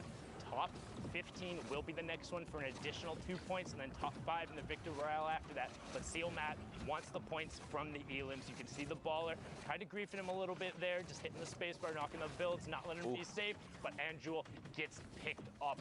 Brilliantly done there from Sealmat, and now going to opt to pop the shadow and get on out. I like that rotation because typically when you do with a door and you use a shadow bomb and then you open the door, players know to laser the door instantly because you're going to be coming out as a shadow. If you edit up and then you just bounce out of the box, no one can really tell where you are, and it makes you way more difficult target to hit. That's dope. Adapting, man, like we said, everyday people pushing the limit. But now we got Buphack up on the high ground. Boombo in combat shotgun, sitting on full draw right now, has an explosive shotgun round ready to go in case anybody gets greeted by it. Sees the shadow player, not able to find the first hit. Baller right next to him, just pickaxe him. That works too. You can send him on down, but he's gonna be able to catch himself. See if he had pickaxed him there. He would have got out in the storm. Would have got an elim. Yep. Just saying. 200 IQ. You know what I'm curious about? I know. So that's another thing. Okay. If top 15, so that's a 3-point swing there. But an explode or any AoE damage that hits a baller, if it breaks it, will crack through. Bobhack gets Wavy Jacob as well, the player who is in the top 5 tomorrow. So good high ground domination from him. But now back on board with Sealmat. 2 elims and top 12 currently. Needs top 5 for the next round of points. But he also still has 3 stinks, Zeke. These just increase in value over the course of the game, right? You got to think the stink bomb is a little bit larger than a 1x1 grid space. When you throw it in, especially in this tight of a corridor, you're going to get guaranteed damage. Remember, that's damage that ignores shields and hits directly to the health bar. If he just drops it down on the players down below, he's going to get a bunch of damage numbers, and he's going to be able to track them. Because remember, that damage number is ticking, and you can track where that number is coming from. Drop it on the backside of the storm on low ground. Players will always be there. Always, no matter what. But right now you can see he's only on the 31 builds, trying to find a little bit of room to navigate. Finds a big pot, knows there's a player over on the side. This is when you should be using those stinks. They are going to get to a critical point where you will have no more area to get it. But Sealmat says, I know better. I'm going to stick to that combat shotgun. Top 5, top 4 now as Pearl gets end picks. Pearl on the high ground. Bobhack on the tarp beneath. Sealmat now on the mid tarp. So now Bobhack on ultimate low. And there it is. Drop down the stink. Drop down a rocket as well. Sealmat got the last knock. Bobhack, that's the wrong way. Flint knocks out into the storm. Sealmat should just drop another stink on the low ground. Oh no! He put it in his box! He put it in his own box! So Fetty got the tick over onto it because he was the last one who tagged him forever ago. Pearl got the tick as well. 17 points for Pearl, but that's rough. You know what? That's just one of those ones where you wake up in the morning and you're like, yep, it was just right before lift up the covers. You smelt it, you dealt it. Real rough there, taking yourself out. Not about the Dutch oven there, but hopping into the next match. Tracer, Lior, Poser, Kicks, all over by Pleasant Park. You have Doten in the corner, and Tracer has a nice little loadout, 6 shadows with the combat. Also has a tower built up, so might have a little bit of extra resources underneath, and has priority rotation on the zone. You can see right on the edge of the Pleasant Park circle. Yeah, I mean, right now, at this point, he can just look to gatekeep players as they're trying to get themselves into safety. I want to see, though, yeah, okay, I was going to say, I want to see like a wide shot. I want to see more of what's going on here in Pleasant Park. A lot of players are on that outside edge, and they need to start making their way in. We've already you can tell, right? There's players that have already established themselves in this new safe zone. Now it's about everyone else. How do they get in? Are their rotations safe? Do they have long rotations? Does someone around them have a potential launchpad or rift that they could use? Do they have that utility? So many possible decisions. Look at that. Choi, he was flying in the air and just gets ripped to shreds. He's not been eliminated, not yet, but he is in definite critical condition. Bolt Johnny, they're going to be picked off in 38th place. Rough, not the worst, but rough for sure. That's pretty bad. That's pretty bad. I'm not in terms of like, oh, getting to 38th is bad, but playing 18 minutes or whatever in a game to get to the 5th circle and then being dropped out before placement points doesn't feel good as a player. Tracer now popping the shadow, going to opt to try and find a little bit of room. You can see, again, the players gravitate more towards the outside of this 5th circle.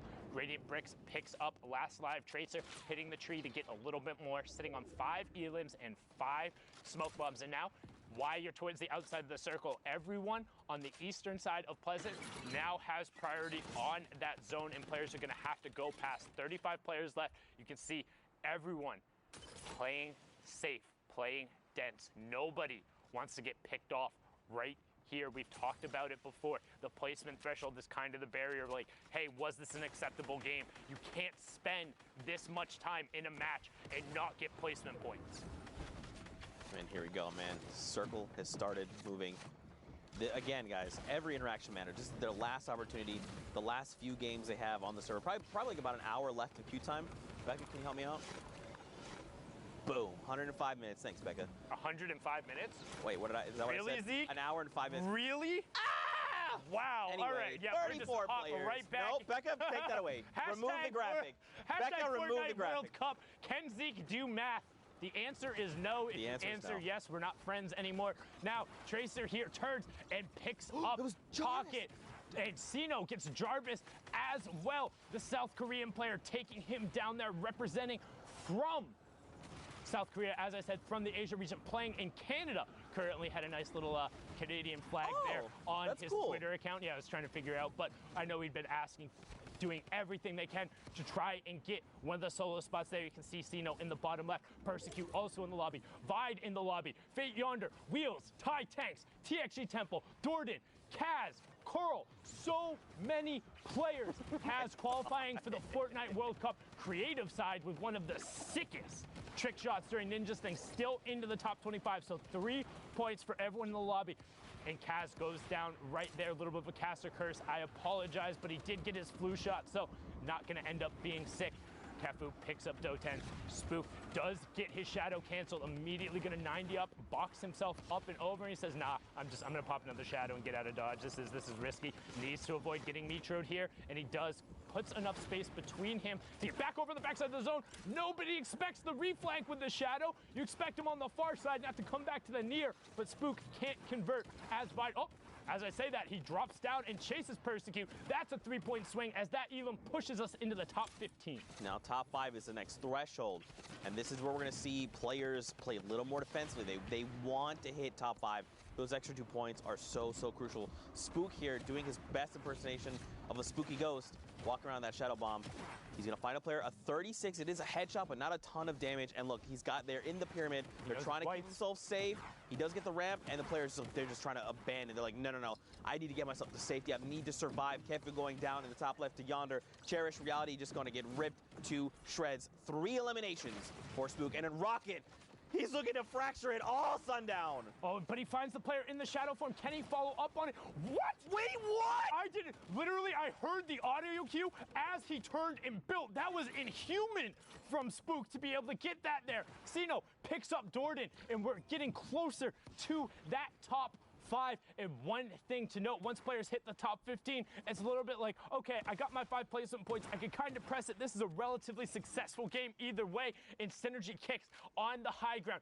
2 big pots, Shadow Bomb and a Rift. Little less valuable, but it's all about the rockets and the combat. He's going to start working top down and looking for those aim down sight shots. Holding his hard right hand, waterfalling another level, only about 3 or 4 up, and now he's going to start looking for shots. Misses the first, and sees 2 people get blown up. Leo and Yonder get blown up by Sinu and Ty Tanks, and we have our top 5. 7 points for everyone in the lobby, and Kix is trying to go to work. This player holding him off, using the turbo build to just hold that box, and Kix says, okay, you can have it. I'm going up 1 more. He does have a single RPG. He could just bring everything down or just save it and try to get a cheeky angle and just level everything down below. Now, keep in mind, he's got a great angle. He immediately just destroys that player there. They're going to just back to lobby. Good day, friend. Sinu there picked up as well. So who's left? I 3-box me or wide shot me. That's the rocket gonna come in. That's it. That's Ty Tanks. Oh my God. Okay, who's down below? Who's still left? I think he actually got a shield tag with that RPG. I assume this player is tagged out. That's why he's just playing defensively. It was Spook. No, but he did get a shield shot. Spook tried to be a spooky ghost there, but no, a flankerino. Synergy kicks him out to the lobby, gets the victory royale, and closes that match out. Well done from him there, and just look at the run away from Pleasant. We pretty much head in a straight line there, but the action doesn't stop. 47 players here. You see Zucchini and Nico over here as well. And look in the bottom right-hand corner. We're over by Lonely, but look at the number of players who are in that next safe zone. There's only about 4 or 5 on the edge, and the other 40 players are going to have a long rotation over there. That's a lot of open space. Yeah, we need either community launch pads, community rifts, shadow bombs, whatever it is. Ballers, just get yourself to safety. Now is the time to go. Nico, look at this. Rift to go, slurps, half shields. He's ready. He's got no elims. He's trying to look, saying, I've got time. I'll mess with this player. Sky Virus. Unfortunately, not the T Virus. Gonna get eliminated there. So one fantastic thing that Nico did, and you might wonder why players are doing it, players will set up a ramp directly behind them and then force themselves onto the wall. This goes back to the conversation we had before about those yellow builds. If you put the ramp and then you're standing in it, because the other wall ends up being broken and you're phased into that one, as you step forward, that other wall gets full built and it kind of pushes you forward a little bit, but makes it a little easier to phase through into the walls. That's how Nico was able to get there and get that shot off. Well done from him there to close that one out. But the rest of the lobby, you have Rex, Psycho, Pine, all over on this side. We already saw Psycho have an incredible performance, and not gonna meme on that because it really was that good, but Rex gets the wall, gets the cone, has the trap on the back side, and Renuity can go hang out in the lobby because Rex is dominant there. Another member of S2 or the Heart Clan. In case you can't tell, looks like a little heart. Look at it. Squint tries a little bit, you can tell. The S and 2. 42 players remain. This is gonna dictate what happens moving forward. Where is the new safe zone? Here we go, down low by Lonely. Okay, so pretty even flat terrain. Like there's a little bit of that little like incline, that little baby one there, but it's not like a mountain, right? They're gonna be fine, especially with rotational tools. So the first players who go will be fine. The second players won't, and that's why those hills end up being so bad. When you're going over kind of a change in verticality, you need to be going early or have utility, because if you're going late without utility and trying to build up, it doesn't matter how good of a builder you are. If everyone in the lobby has slapped brick and metal down there ahead of time, it takes forever to break through. You can't find your angles, and now we see Pika trying to take the wall away, drops back down through his edit. Storm Surge is on, so 9 players in the lobby will be pressured from that. Again, 30 is when it turns off. You see typical gamer picking up AU Kirky, and Pika trying to find the player, holding with the heavy snipe there. As Citizen snipes, just gets held by the entire zone. Pika goes for the shot, but does not hit it, and immediately pops his glider and just hangs out in the air. Wants nothing to do with all of this chaos on the mid and low ground. Yeah, just let everyone duke it out, you know. As they're making rotations, the lobby's going to thin itself out. And look, this is exactly what you do. Just wait. Especially now, as people are trying to establish themselves, he's probably going to try and challenge someone for their high ground. Because you don't, down below, all they're thinking about is who can I pick off? How can I get to safety? Now, instead, he's going to say, look, Zeke, I'm going to step ahead of you. I'm going to land there first, establish myself, and I'm going to look to gatekeep everyone that's trying to rotate in. A player here, he's going to get the wall blown out from his side. Good recovery, though. He did not lose that much life.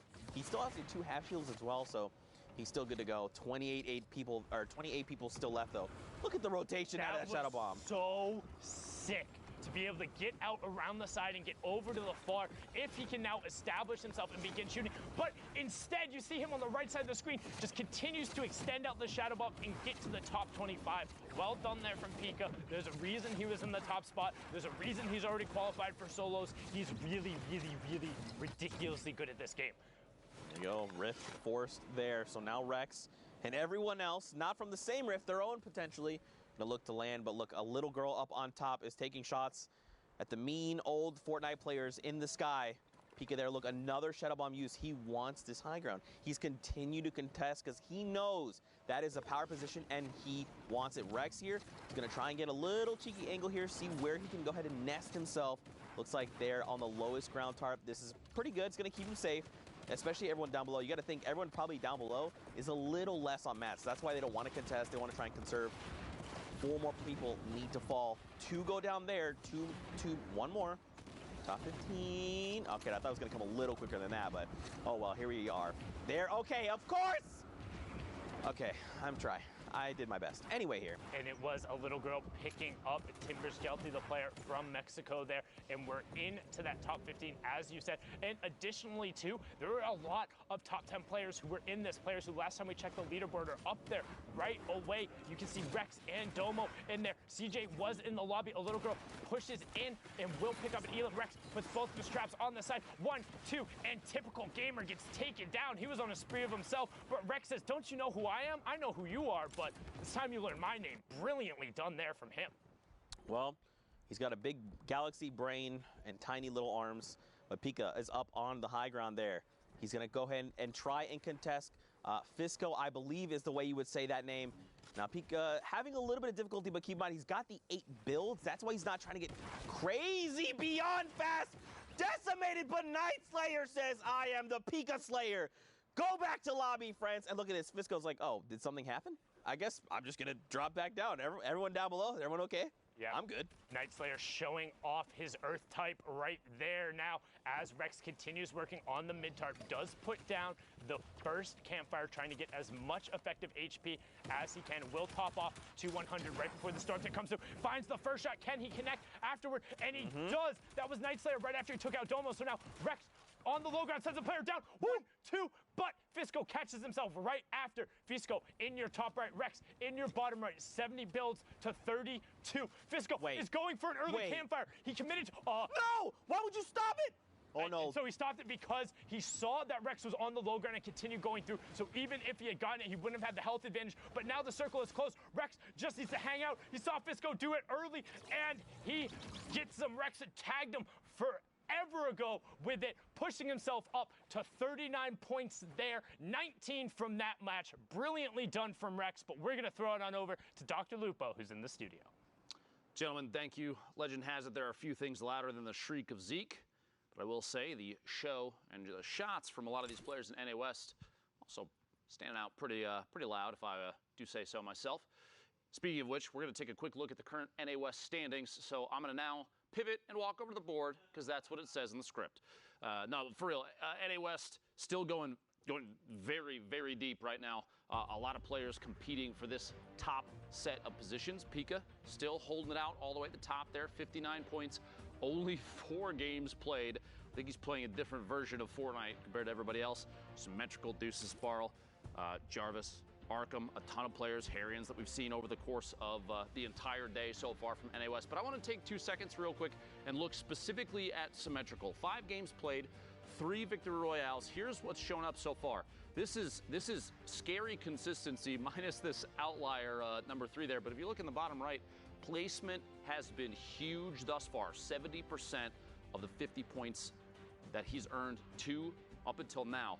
It's crazy. It's a spread like we have not typically seen. Usually we see closer to 40-60 or even a 50-50 down the line. But like I said, 5 games left, still Symmetrical on a solid push. See if he can maintain that top 1, 2, 3 position. You have to remember, if Pika does maintain number 1, he's already qualified. So those 2 positions for NA West shift down just one bump.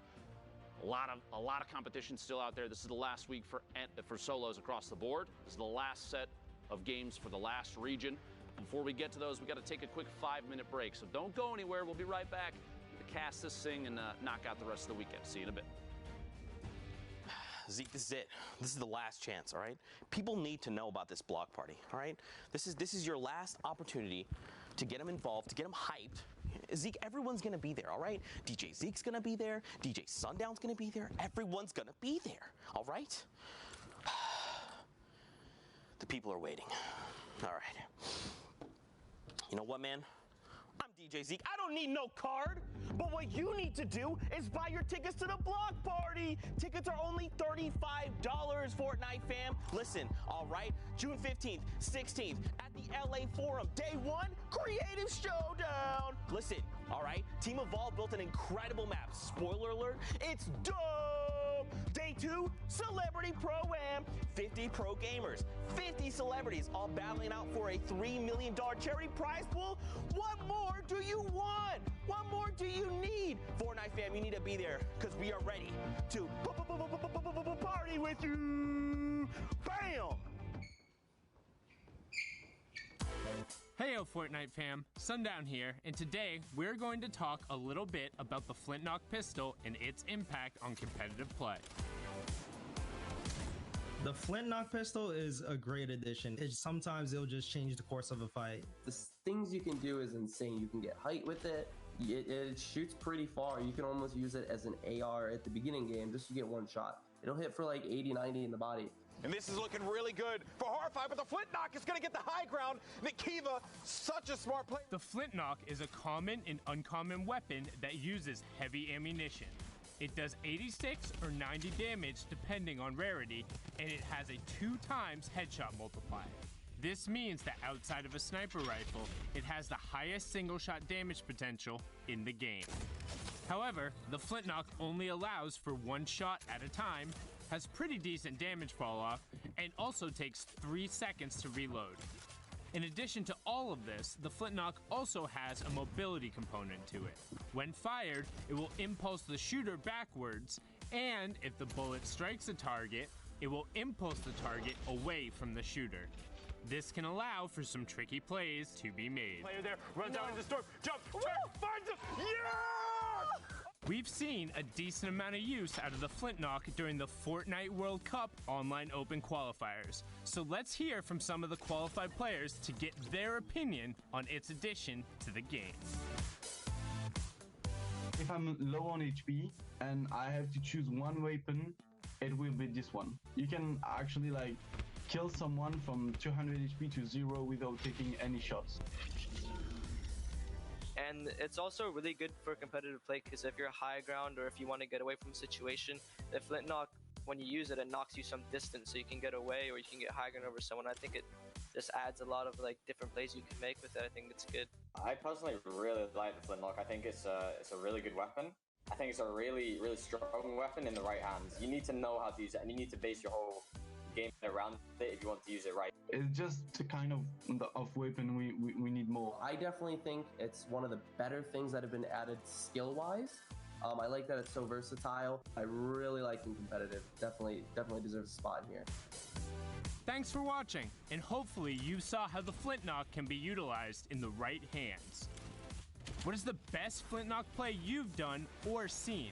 Share it with us using the hashtag Fortnite World Cup, and we'll be seeing you guys on the battle bus, or maybe Flintlocking through the air.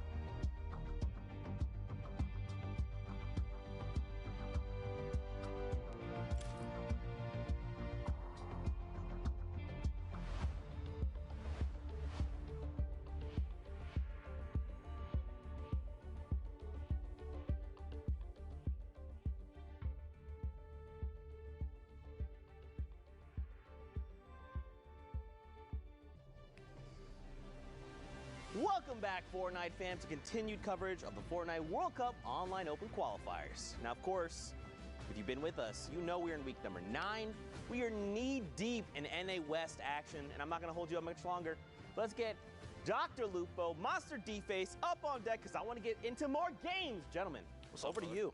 How's it going, man? I'm ready to crush it today. NA West, looking towards the very end of the day, which means this is the very end of solo qualifiers for New York City.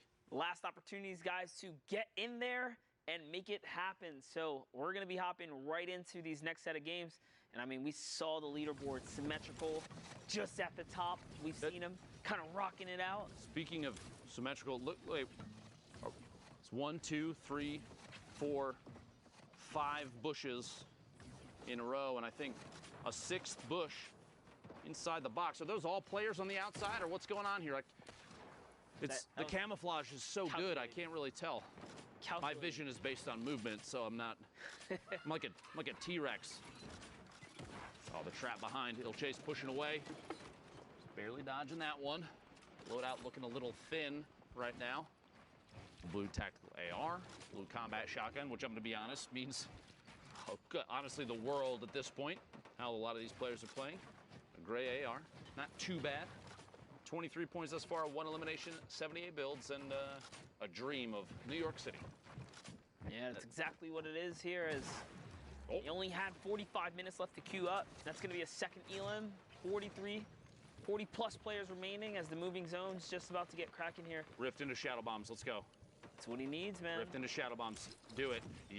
There it is. Sending. That's a freebie of a rotation straight across the entire field there. No reason to go too early either. I mean, at this point, he's just going to try and drop in and get high ground of what's still safe. Landing just outside the zone. Going to box up and build a little bit of a base up in the air. Combat shotgun, attack AR. Not a ton of ammunition for that tack. I say that only 100 rounds, but it's still only 100 rounds. No opportunities to take too many shots on players rotating. Aiden, one of the stars of NA West, floating around in a baller there. Meanwhile, Epic Whale, KNG, about to take a shot at this heavy snipe and see if he can follow through. I almost guarantee. There it is. 1, 2 shots. A couple shield tags on the inside. Didn't even look like critical damage, though, which is too bad. Crazy to see how much the game has changed, too. I've seen players rocking double heavy snipes, if you can find them. Back to back. That can catch people off guard, yeah. Oh, yeah. If you see someone that's maybe mid-heal, they're going to try and finish that mini. Because there's a bit of hesitation. They're thinking, I need to pop this so I can make sure that I get the shield. But in fact, the thought should be, I need to wall off after the first heavy snipe because there's got to be a second or something's on its way still. Heroes and Edgy, 2 eliminations here for Epic Whale. Up to 4 now, 29 points and 141 builds. 2 rifts, those are going to need to be used relatively soon, or they're almost obsolete. We'll see, though. Launch pad into a rotation. Around the mountain we go. Yeah, he did get shot there, so he's going to have to land, kind of slow things down just a little bit. Someone got boogied over to his left-hand side. Is he going to snatch up that opportunity to kind of jump on? Guess not. That player got right back in the baller, and down the hill he went. Gotta go. No time to waste any of it. Player dropping in above. Epic Whale trying to follow through on that. Elam can't quite find it, and a big combat shotgun shot from that range. Very effective as Epic Whale's forced down to 76. Gonna have to play on the defense. Use that rift. Probably the last super safe time to use it, assuming nobody looks up. One of those players that may look up for too long. Jarvis, somebody we've had our eyes on a number of times for NA West already. I was literally watching him back in the talent room. Jarvis. That's real. I can confirm that he actually was. Yeah, like just sitting there staring at his games because he's been having quite the run. A couple unfortunate hiccups, but all in all, just pretty decent run here. He's really made his way to the top of the radar, and I've been so interested to kind of follow his gameplay at this point. Up in the right-hand corner, guys, Victory Royale worth 10 points, but don't forget placements are all the way through. And talk about that, top 25 just grants Jarvis and everyone else in this lobby a couple more points just for being alive right now. And each elimination is worth 1. That's Nico who goes down to Jarvis. Quick reaction, player pushing up. No builds for Jarvis right now, just 1, now 0. And shots come out from the corner, edit up above. Jarvis gonna have to try and apply pressure. There's no other opportunity. Just kidding. Sculler goes down, looking for a back-to-back. Denying the feed just in case those Elims come in way too quick. Ruddy goes down as well. PGG Jarvis moving forward. Excellent set of plays. No materials still, though, after building himself into a box. Finds Oh, an attempt on a player. The shadow bomb there, he got locked in on it. Somebody else from above does follow through with shots. Seal Matt, his duo right here. Yeah, a little bit of a standoff there. I see Kate and G all in those players' names, Oh, yeah. so bunch of friends basically at this point, all in the same lobby. But here they're enemies. Aiden jumps up, goes with the side hop, takes the high ground using the storm. But the cost, 60 HP to take this high ground, and the opponent didn't even expect it. Not a big deal. It was worth it. Not a big deal, honestly. He may have spent the 60 HP, use it as a commodity to make his way to the top. A very good push with the baller. Take high ground, shot from above, combat shotgun, so powerful, and we're gonna see it again for just a second. Weapon swap it at the TAC AR. Looking for shots, watching for exposure on an opponent underneath. Drop it do down. a little scout to the high ground. Everything seems to be clear, and he knows players are working their way down. He's taking his time here. You don't ever want to get too close to your opponent. He's trying to find an opportunity. Will he find it here? As it's declining slowly but surely once again. He's keeping this high ground. He used a baller to get here. You can tell that he still has fairly comfortable materials for endgame.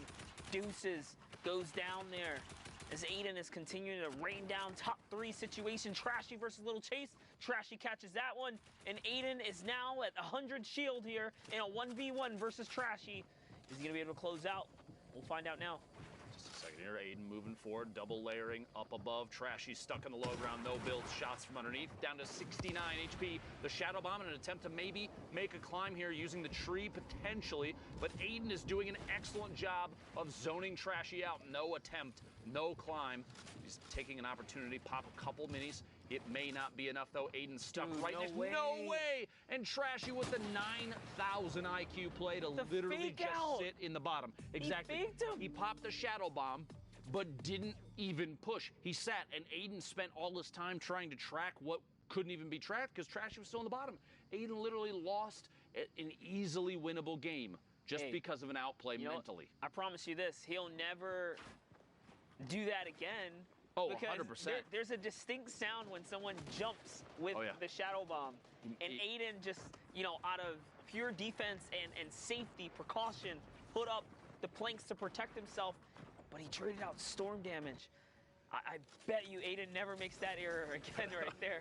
And this is the rinse and repeat that competitive players have to go through. You have to go through these and then learn from your mistakes most importantly. It's like you ever see like the label warnings on a product, and you look at it and you're like, why is that on there? But you realize that it's got to be on there because it happened one time, right? It can happen. One time. And the same thing applies here. You don't think about it until you're in the situation where you're like, wait, this is a thing that I need to be concerned with because it caught you off guard and maybe cost you, in that case, potentially 4 points if Aiden had gotten the elimination and the push from the Victory Royale. Yeah, like you said, it's not going to happen again because I think Aiden's got the warning label on now, right? That's right, and this is what the World Cup is all about, and that's why this is the best practice for qualified players, regardless. He's still a champ. We'll see him in New York City, but Snorrier catches that whiz. Very nice. It's Harrians, dude. Oh my. Backwards. Bro. Yo, call me way off. I'm like, you got sorry. duped so bad. Oh, shout out to Harrians for having a name that not even literally one of the most knowledgeable players I've ever seen. Monster D-Face can see it. If you have other names that are like that, anybody that's got a backwards one. Whoever's working on you building your brand is fire them because you're not winning with that. Tag Monster D-Face on Twitter, hashtag Fortnite World Cup. We got to get a list of names for Monster to look out for so we didn't stumble on any more, right?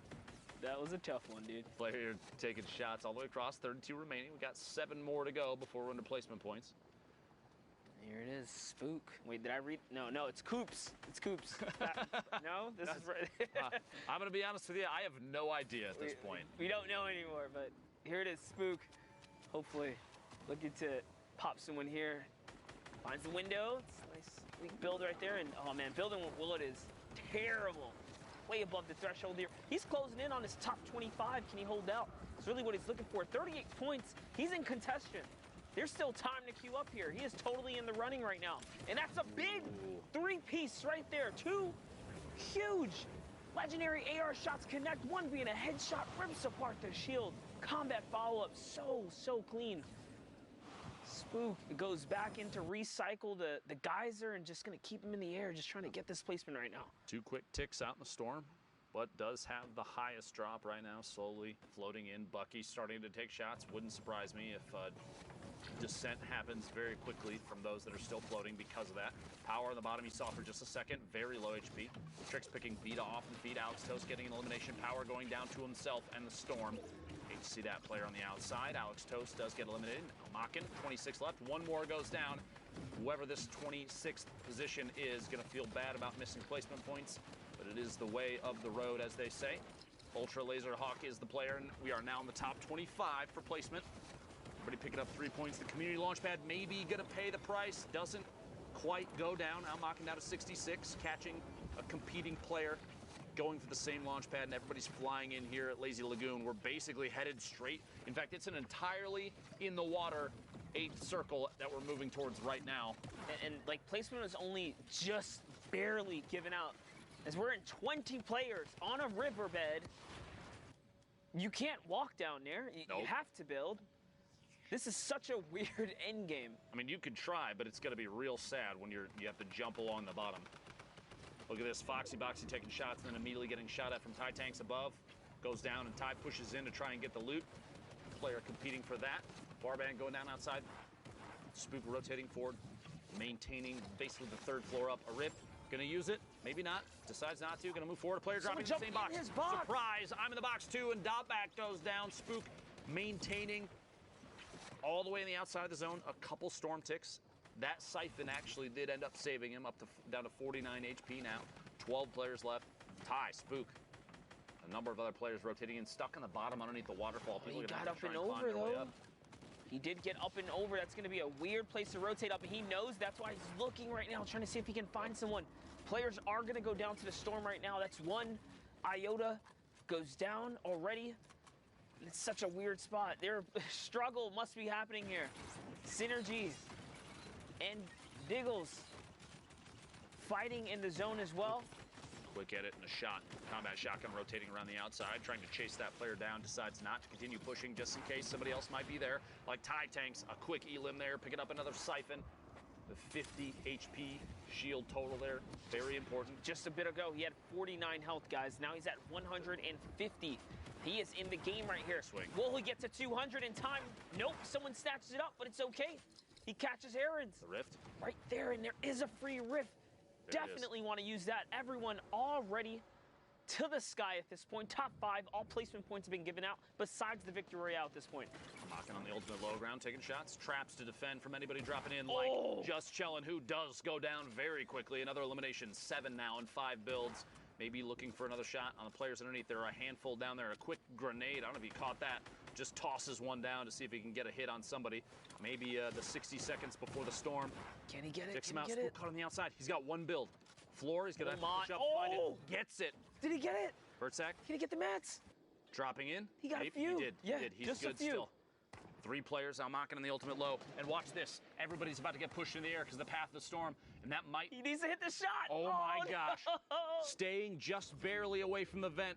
Mockin gets 4 eliminations. The victory royale and everybody else. At that point, because it was so close to the end of the game, nobody wanted to go for the vent because you're pushed up in the air, and with the circle that small, you are asking to tick out storm damage. You want to stay engaged, so a forced rotation out into the storm is the only option at that point. Yeah, and that's why Spook was trying so desperately hard to push through that building and catch the Elam before he took off in the geyser, but he did manage to throw him up and couldn't get the Siphon to keep him in the game. But here we're Cryptic, charges back that bow, and West, 30 minutes left to queue up and get the last bit of your games. 30 minutes, you can effectively queue maybe 2 full games, one from here to then, and then your last, but it's only if you have more than 2 games left, then you got to start pushing through. We call those W key games. So as you see, the lobby right now is a normal lobby in a sense.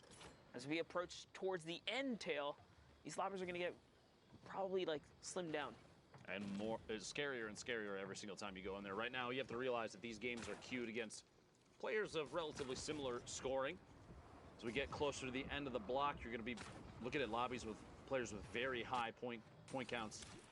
Very, very competitive lobbies, very difficult lobbies. You're on West, 2 spots, by the way. The top two of 3,000 people.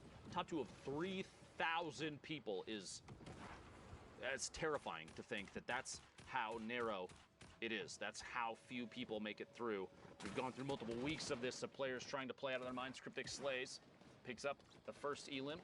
A couple easy shots, the AR from above. It's that boombo though, man. Ripped apart all the shield on that player. Just recently nerfed too. A little bit of a drawback decrease. A quarter of a second longer now, but players still very efficient with it. You just have to time it a little bit better. Any kind of change to that weapon is welcome, I'm sure. You trying to tell me that people have a problem with the relative utilization of a weapon? Fortnite Battle Royale, the ultimate Battle Royale experience? No way. Of course not, dude. Never. Smile. Insane. You're insane. Here we have You're insane. Blixifer. 2 stinkers. We saw stinkers kind of clean up some players earlier today. Just an end game. No way to defend against it. Persian goes down. Now Blix, he can take this ball. He can just go through the loot if he really wants to. He's not going to do so. So he's going to be content with what he has and gets the next zone here. Too risky at this point. He's got to rotate so far still, and you've got so many players that are still out here ahead of the zone. JP2 right there. King Flash at the top, challenging Cryptic Slays. Hunt as well, landing the same spot, and Spicy right underneath. Meanwhile, Saf from Ghost. Looking to make a play down here in the bottom, decides to not get too aggressive and uses that rift, seeing most likely that right now, or at the time of the rift, 27 players left. I think the option there was, I don't even want to risk it. I want my placement points, which he gets now. Yeah, not only that, someone like, he had like 2 players somehow end up in his box. One might have been a shadow, and the other might have been a baller, so. Exactly. He is not trying to stick around there. The best course of action, honestly. Down to 22 now, and he's got to make it to 15. You see the top right there, the placement required to get the next set of points. He's doing pretty good for himself this game right here. He's got double heals going on, playing for the high ground, manages to take it up, and it's his. Do it. He's just got to run it up. He's connecting with all the combat. Someone is trying to break him down. Doesn't even matter. He does manage to connect here, and there's 2 or 3 players now above him. He's going to use that moment of distraction to lower his elevation and probably just go back on the hunt in just a bit here, but still stinkers are chasing. One more needs to go down. Look at that dodge right there. Sidestep fake out. Now taking down the high ground player again, but lets his guard down, and someone's already on it. Actually did pick up an elimination fake. He jumped off the top. Ended up going down to that. In the feed right there. 11 players left. Saf, 2 eliminations, 56 builds, and it's pretty much all metal, which is perfect for late game. If you had to have a situation where you get 1 material at the end, it's got to be metal every single time. You use that to zone people out as the storm's pushing in behind. Slows them down because they have to try and knock out those walls, and it's going to take multiple hits. And at the same time, maybe a chance for you to edit back, go for elimination. Hector here, the ultimate low ground. Moving forward, 35 points so far. Still in contention. Cryptic Slays in your feed, putting it down to the top 10 remaining. Fet goes down. Yes. Indeed, there's a player right here. He does have the edit, makes the double shot, connects with a 136 combat. Just 1 hit was the one that took him down, but didn't break the wall in time. Is he gonna be? Oh, what a bait. King Flash was waiting for that. But hey, he brought in a slurp juice for King Flash. That's gonna be a big come up for him. And special delivery. Let's look at how much health these players in the low ground have. No Flash, just gets 1 limb right there. It's gonna put him back in. He did get hit. Saf in the ultimate high ground, just big chilling with already built structures. In fact, he owns a number of them. You can see from this corner right, he's going to watch for the shots. Finds 2. That player's down to less than 50. He's going to push forward, and it's Cryptic Slays goes down. We are now in a top 4 situation. Cryptic at least getting the top 5 points there. 7 from that. 49, though, total for Saf. Looking to put himself in the top 10. Hopefully the top 2 if he can make his way all the way to the top. And speaking of the top, climbing out of basically all the pre-built structures. Spicy, Sage peek right on top of each other. Spicy picks up that elimination. 3 players left. Schlump, the ultimate low ground.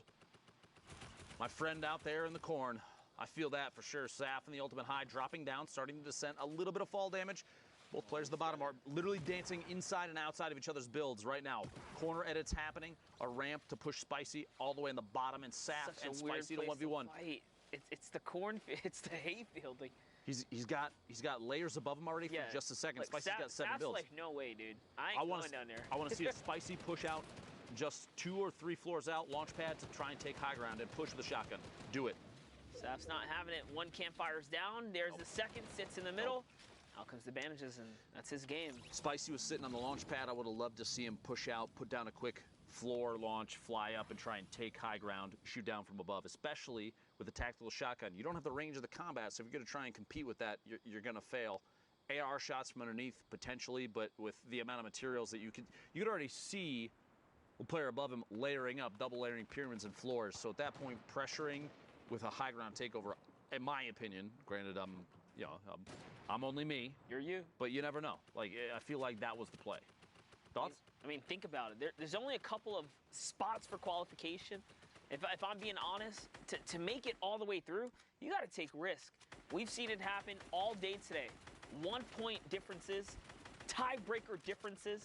Yep. You got to make risk right there. Like, that was an elimination you could have took, but he just said, you know what? He weighed his card and said, I have the bandage, I have the campfire. I'm going to go for the heal off. You lose a point. You leave a point on the field. Was it NA East had, what, 7th, 8th, 9th, and 9th and 10th were all 60 points? Yes, 4 players in a 60-point tiebreaker bracket, and Creo just barely eked out. So you're looking at that and you're thinking, I should probably push this, maybe. Don't leave anything up for grabs.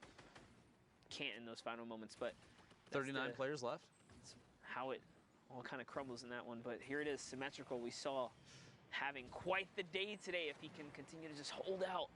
We had a chance to look at his first 5 games of the day, the breakdown, and he was so heavily weighted on placement. He's playing so strategically that 4 eliminations right now, multiple wins. I believe he had 3 games that were wins, and this might actually be one of them. We'll see before too long. One that he went out at 100th. I know that feeling. Don't worry. If you're going to go down, might as well be 100. Get all your time back. Like, you know what? On to the next one. Keep on rolling. You know, most players don't get 10 in anyway, so it is all good as, oh, poor Fishman right here. Wheels catches a ton of damage. It was white, so you know he's going to keep the pressure up here. 100%. And yep, he's going to keep it nice and safe. He hears the minis. This is checkmate, buddy. Hello. Bye-bye. I mean, guess Ethan. I'm assuming it's Ethan. Can't really tell. Question mark then. Put Wheels from WBG picking up a solid elimination. Good mechanical technique there. Getting the quick replaces, quick edits, the swipes. You can see him. I love that you can see him too, how fast they're activating the edit, swiping, confirming the edit, and then just quickly taking a shot. Sog is the ultimate high ground. Looks like a legendary AR in his hands. I would not want to play on 60 hertz. I'm sorry. Struggle. That's rough. It's the struggle. Respect to Soggies on 60 hertz, man. Who knows if that's UV? It actually is. The name itself, though, very funny. I commend him. Moving forward. Little corner edit. More and more players, instead of capping off with a ramp and flipping it, have been doing a pyramid and just choosing which corners they want to raise up, because you can immediately just look down, reset it, and drop down. Change corners. See multiple 3 players on rotation. Finds the weakest one. Look at the damage above the threshold for, oh man, for Storm Surge. 1,338 damage above the threshold. Till it's down to 30 players in the top left corner of your screen, folks. Storm Surge will apply damage ticks to everybody that's still in until it's down to 30, or that is everybody that's below the threshold, the damage cutoff. So you have to make sure that you're dealing as much damage as you can. Like Alberto here, only 80 above. Barely above, but lucky for him, he's just outside of the threshold, so he should be okay here. Alberto, 2 Rift to goes. 3 Shadow Bombs. He's got everything he needs to kind of play for placement here. You might as well at this point, and that's why he's choosing to just rotate, not necessarily firing at anyone. Just notice the holds here. Now he's going on defense. Holding builds. Keeping it nice and calm. If you don't fire back, people are going to start targeting you, and that's kind of what's happening here. So 2 rifts. So the 1 of 2 Shadow Bombs remaining. Gonna have to almost rotate through the sink. Dodges those with ease. 149 total. He's dropping just above. Oh my gosh. The landing there lands right on a ramp inside a tower that is 2 floors up.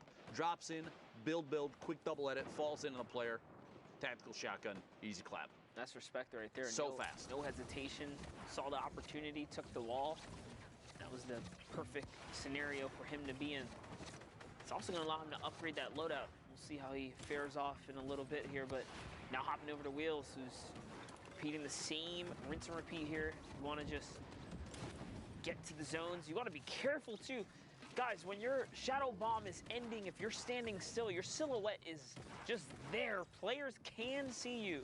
I've seen players get punished in the past. Oh, and he got it. My God. It was a teammate too. WBG on WBG violence. Cannibalism. You hate to see it. Wheels.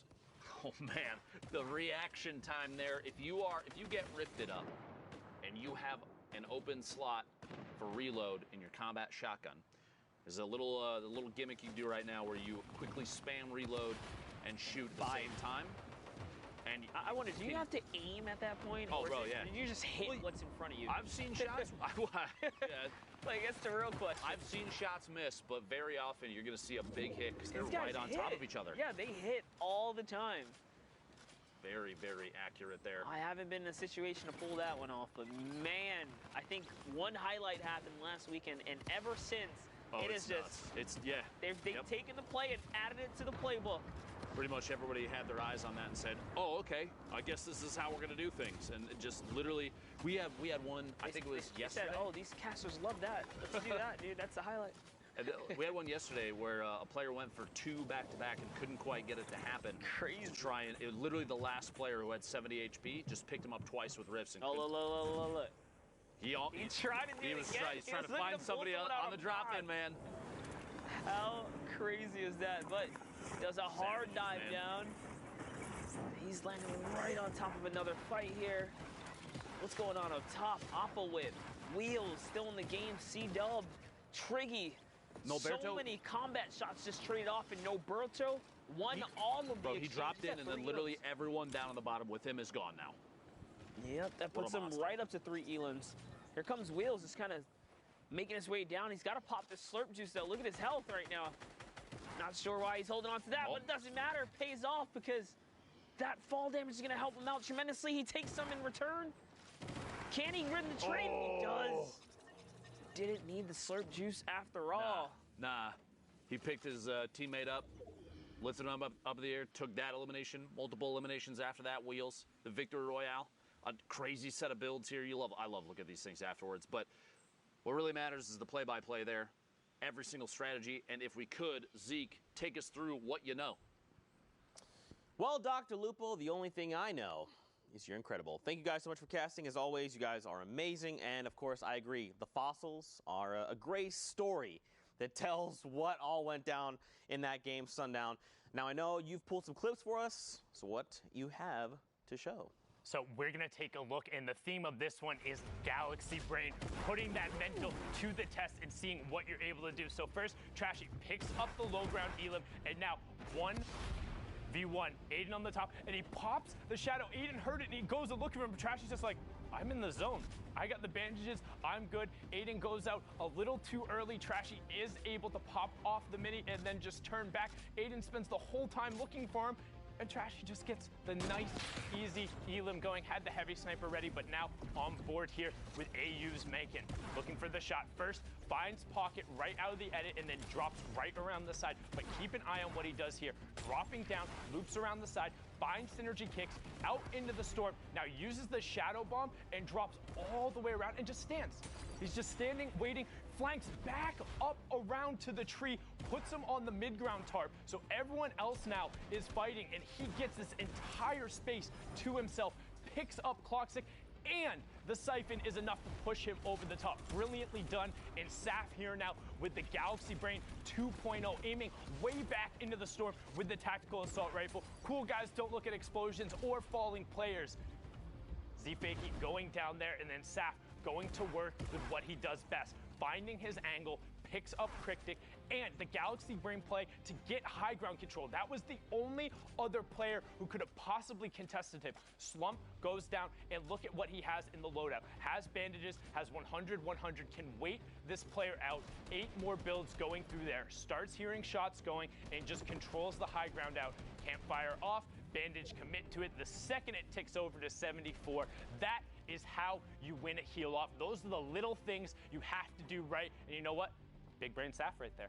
Big brain Saf. Now, of course, we're going to take a look at the standings, see how things are going. Now, again, guys, this is it. The final standings, or the final day, excuse me, of finals for NA West. 2 spots up for grabs. And don't forget, Pika's already qualified.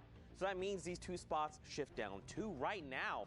Harrians and Spook, they're in a pretty good spot, but look at the point spread out. Look at the point spread, and look who else is on this leaderboard. So Spook, Harrian, Saf, Domo, Rex, Deuces, Spectro, Maximo. That's basically Fortnite West in a nutshell, minus Aiden and Sean. However, we got a little bit of South Korea invasion going on. We talked about it at the start of the show. Metacino and Envy are playing in Canada this week, and last week as well, playing on NA West. And right now, he is 1 point off that qualification spot. Like, it would be such an incredible effort out of him if he can get one on foreign soil. I mean, keep in mind, though, he does have 8 games played, so does Saf, right? So Spook and Harrians have a little more wiggle room. But again, it's going to come down to the wire. It's down to it anyway. These guys, their game management time is right about there. The queues are getting towards the end of it. And I mean, we're about to find out who our last 2 players are. Well, let's get back into more of these games, as of course, we're going to hop back over with the boys that are going to continue casting our games. Gentlemen, back your way. Thank you very much, Zeke and Sundown, for your analysis. For some reason...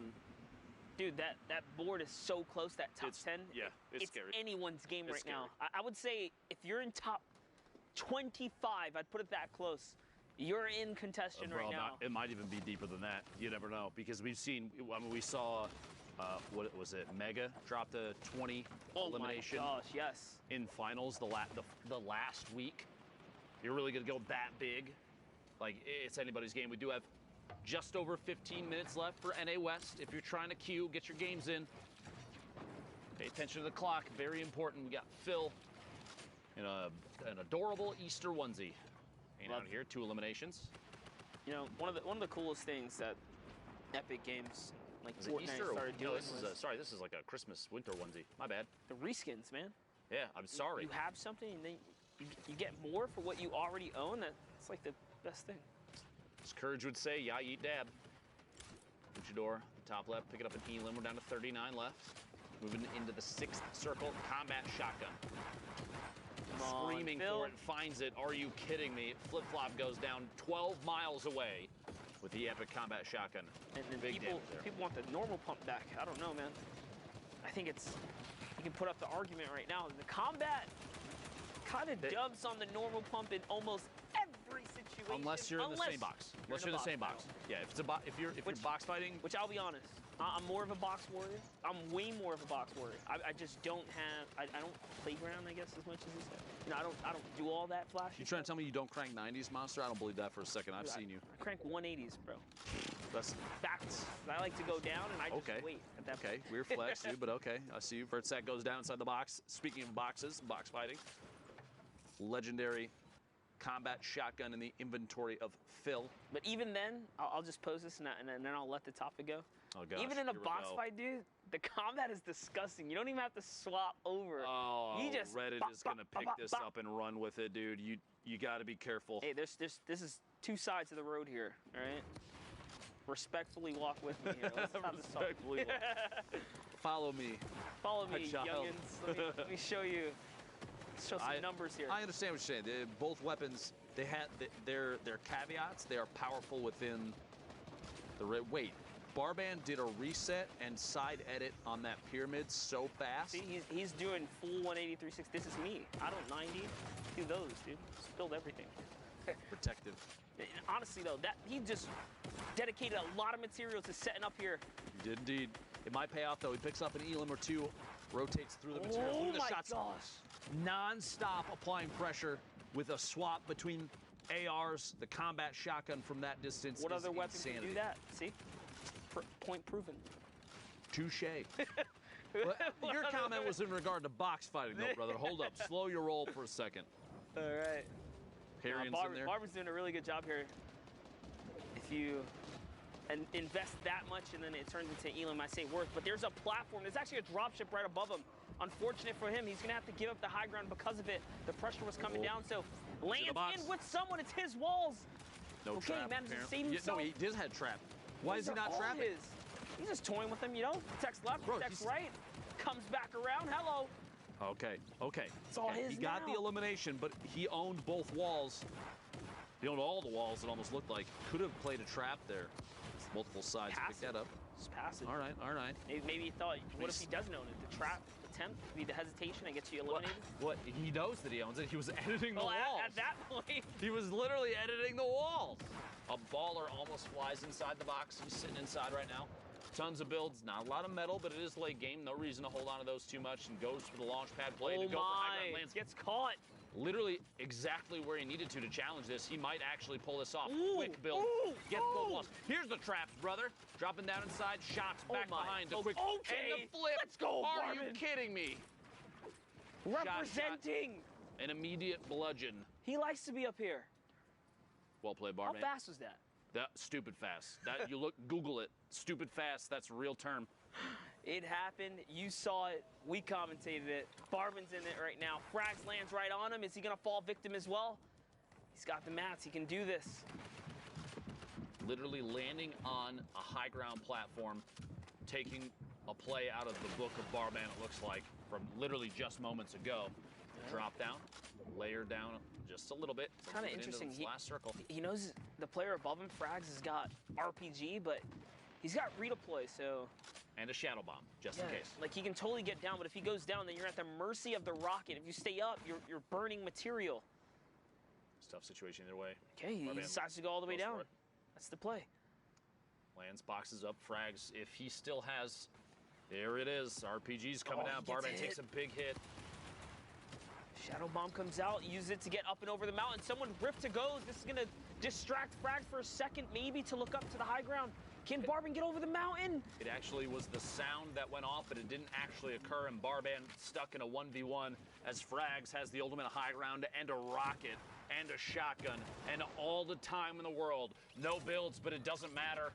An epic victory royale for Frags, sitting at 14 points right now. Worth, though. He got his highlight. Now, we only had an opportunity to catch just one little game. We're going to pass it back on over to Zeke. We are almost done for the day, so don't leave. I'll know. He will always know, and he always does, in fact, know. He constantly spits out names of people that have left. He actually does know. Now, Fortnite fam, we appreciate you guys hanging out with us here in the final tail end of NA West. Now, what we're going to do is we're going to go to a short break. So what you need to do, get up, use the bathroom, get a drink, get some snacks, and come back because we're going to catch the tail end of NA West, and we're going to be punching tickets to the final. So we'll see you guys after this 5-minute break.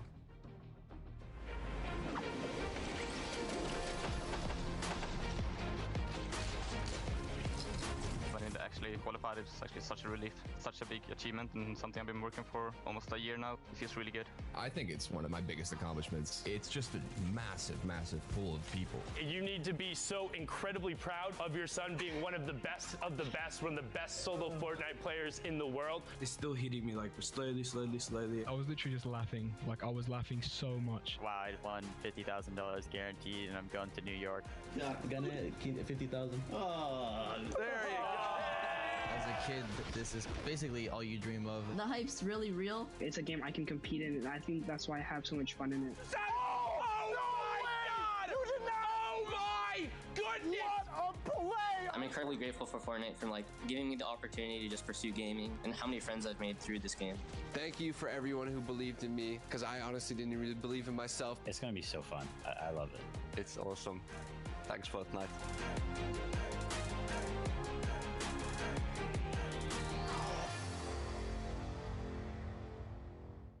What's up, Fortnite fam? Sundown here, and today we are going to talk about shadow bombs and their impact on competitive play. If you haven't had a chance to use the shadow bomb yet, it is a utility consumable that drops in stacks of 2, and you can carry up to 6 per slot. When used, the shadow bomb grants the user invisibility, move speed, the ability to double jump, and the ability to wall jump.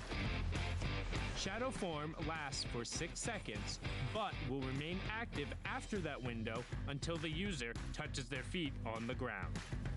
We've seen shadow bombs already have a huge impact on some of the Fortnite World Cup online open qualifiers. Can he hit it? Oh my gosh! He hits it! You freaking legend! Are you kidding me? Now, let's hear what some of the players who have already qualified for the Fortnite World Cup final think of the addition of shadow bombs to competitive play. I think with Season 9, the Shadow Bombs are a perfect mobility that has its downsides and upsides if you use it right. I mean, I think Shadow Bombs are very balanced right now. They're a really good way of getting mobility considering they're an uncommon item. I feel like they're a really good addition to the game. It's as good as a Rip to Go. Maybe even better in my opinion. You can get your position wherever you want to, especially end zone. People don't expect it. A little bit of HP left. You're gonna pull it. It's a must carry. You know, when that zone pops and you're super far, you can pop a shadow bomb and just get to the next zone. It's great. I love them. Shadow bombs are amazing. Like, I reckon that's like one of the best things they brought out so far, because you could just sneak into someone's box or like get high ground or like go low ground without taking damage. There's moments where people clutch up, like very end game, like they might not have mats, and the Mr. Savage play where there's a hill and you went up it with the shadow bomb. It was just crazy. They've got to go up the side of a mountain, and it's shadow bomb time. He's deciding to take storm damage. Yes. Mr. Savage! Oh my God! Oh my goodness! What a play! The best shadow bomb use I've ever seen. Mr. Savage M rising to the top of the mountain. Thanks for watching, and hopefully you learned a thing or two. What's the best way you've used a shadow bomb? Send us clips using the hashtag Fortnite World Cup, and we'll see you guys on the battle bus. Or maybe not, if you're in shadow form.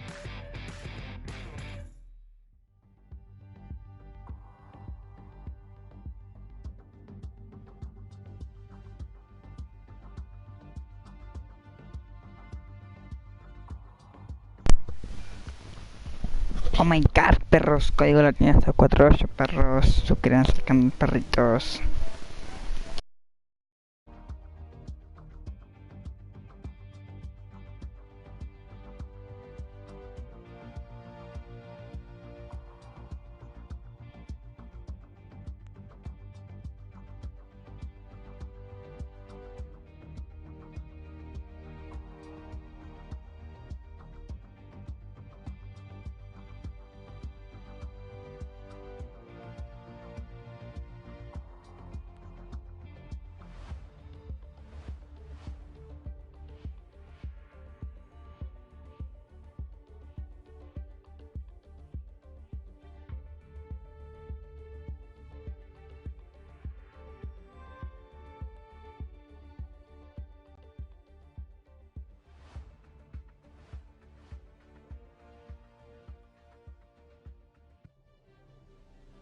Week 9, Fortnite World Cup Online Open qualifiers. We're looking at the end of literally what has been 2.5 months of players working, competing, practicing, scrimmaging, and playing out of their minds as much as they can. Because right now, for NA West and for everybody here, this is the culmination of everything we've done thus far. The last day, Sunday, today, we have 2 positions in NA West that will qualify, make their way to New York City, punch that ticket, which for some reason the board doesn't like me. We're gonna still see who might make it. Pika has dominated thus far in NA West. The entire time today that he's been out there has held that first place position, but that might not be the case. We will see. It's still anybody's game. And to close out today, I need 2 casters of legendary proportions, Zekemus Prime and Courage JD. Man, today is all about complimenting. First, Sundown says that I'm an amazing caster. Now, Dr. Lupo with the generous, kind words. Don't look at me, Lupo. No. Oh, he's saying you're wide. Anyway, what's up, Courage JD? How you doing? I'm great. I'm feeling really good. Excited for these last few matches here at NA West. You know, while we've been giving the players a lot of props, I want to take a moment here because while the other casters may not feel this way, I'm looking at you, production team, and people behind the scenes. I thank you for your hard work and dedication these last 9 weeks. And without you, this wouldn't be possible. I don't care what Zeke and Sundown and all of them say about you when the cameras aren't on. I care. Let's get into the games. See, I'm the only one that cares. I don't know what to say because I'm the one who loves production more than you. I don't know about and has that. known all these wonderful individuals longer. Nope. Weird flex. See, they're clapping. But okay, that's right. They're clapping, for me. No, they're clapping for me. All right. Anyway. They're clapping because your shoes are off camera. That's why they're clapping. I guess because, anyway. No, your shoes are fire, though. No. Oh, thanks, man. Stop. Okay. All right, here we go, Courage. Whoa, queue's close in 2 minutes, 25 seconds. This is it, man. The tail end of NA West coming down here to the wire. The only spots available are 2. We saw the standings not that long ago, but those still very easily could change. A lot of these players trying to eke out as many points as possible via eliminations, high placement, the likes. And right now, every single decision they make is going to dictate whether they move up or down the standings, whether they make a mistake, whether they make a fantastic rotation and pick someone else off, shutting them down and ending their run. This is it. This is everything that people have worked for. The last chance, all eyes on this region, players across the world who have not been able to qualify today, looking in and on to see who might make it in the final moments here. Stura Mura on your screen. A quick little tag with the combat shotgun there. Obviously has more in the inventory than just that. As he quickly does hit a reload. 39 players left in this lobby. With queues closing in the last couple minutes here, the next couple minutes, it's pretty crazy to think that this is the final moments of the Fortnite World Cup online open qualifiers for solos. As you know, duos going down in a little bit over a week and a half. We'll get back to here. That's right. Don't forget, those times have been moved. It is now June 20th and 21st. Yes. And the times have been pushed back an hour, so make sure you know when to queue. Make sure to set your times. Things are a little bit different. Logos here going to be picked up in the crossfire. It's now Sturmura making his rotation. Look at all these players, man. This is just chaos. Everyone trying to get themselves to safety. Yeah, you see Jarvis up in the elimination feed, taking down one. Moog as well in there. Down goes Axel. Stura just staying alive. Keeping options open, looking for shots. And wow, one player lands nearly inside the box. Stura, you saw, immediately spun around and try to put a shot down range, but doesn't actually connect. We're now down to our top 29. Who will make it to the top 25 to earn those placement points? Stura staying active. Want to make sure you don't stay still ever. Even if you're in your own box safe, you never want to stay still. You never know when a heavy sniper could come flying on in with a shotgun combination. One more player. Who will be the one? And that's Perrin, who goes down in 26th to the storm. Top 25 has been reached. Everyone getting 3 placement points. Top 15 is that next threshold. Top 5 will follow, and the victory royale is worth the big old chunky 10 points. Now Stura here trying to send shots over, finds Jeremy Hacks there. Hacks back to the lobby. And now more will fall. Look at this lobby just thinning out so quickly. Jasper being eliminated there in 17th place. One more player. Whoever gets eliminated is going to miss out on those points. That's Proxy there going down. And look, it just keeps going down. Renegade 464 also being picked off. Renegade cut down there. You see RJ all the way on the low ground alongside Crispy, who's gotten multiple eliminations so far this game. Jack on the high ground. Great name, but one player all the way in the sky up above everybody, playing that height to their advantage. Lucid just says, all right, Sura, you've had a great run, friend, but I'm going to go ahead and have to shut you down. Look at the high ground, though. Kunichi up there with the double campfires burning. Biles here going to use that turret there to just give that floor the 1,000 HP just to secure his positioning. And again, man, we're gonna see things slow down just a little bit, right, Courage? You know, people don't want to make mistakes. They're looking for top 5. That's when they feel the most confident. They can start making those plays. A huge 78 over on Jack there. Fortunately, he was taken over. Yeah, Biles with the slurp, still just ticking, getting back as much health as possible. Oh, mid-shadow form gets ripped by that shotgun. Down goes the shields. Thankfully, another slurp in the inventory can be popped once the shadow form is ended, but either way, the damage has been done. Biles very weak at the moment, gonna have to stop and pop the slurp. You see a player with the boombo on the other side of this wall. That's a very confident challenge, knowing the boombo does a minimum 100 damage. Biles gets the win. Continuing to build on out. Now in the top 5, the final amount of placement points have been earned, and down goes Biles there in the 5th place spot. Konichi still on the high ground. Waste Mendu Rusian, and finally Lucid, the last players remaining. And Lucid has already shut down several players here. He's got himself in a top 5. Now, what does he do with this advantage? Kunichi again on the high ground, 32 builds. Down below, Rusian 7, 8 elims. Chaining 2, one of them being Lucid, 0 builds right now. It is a 1v1, a massive 124 to the dome piece of Rusian. And now look, Kunichi has a health advantage, but gets punished for not building. He's going to spray it out. Yeah, I mean, Rusian doesn't have any builds. He literally cannot do anything right now. He has to try and bring Kunichi down, but look, Kunichi just gets up on the hill and says, nice try. Nice try, Rusian. If that zone doesn't go up a mountain, different story right there. Yep. But unfortunately, you saw right there as the zone moves on up, there's no opportunity to build up and match the player's height. And Kunichi knows that, follows it up quite well in the end there. Nice victory royale as we move into our next game. Again, queues are closed, folks. No more opportunity to earn points. Now it just comes down to these last lobbies that were already started before the queue shut down. You already saw Arkham on your screen in this one. Looks like we're going to be hopping on board with Voice, who is a player 1 box over.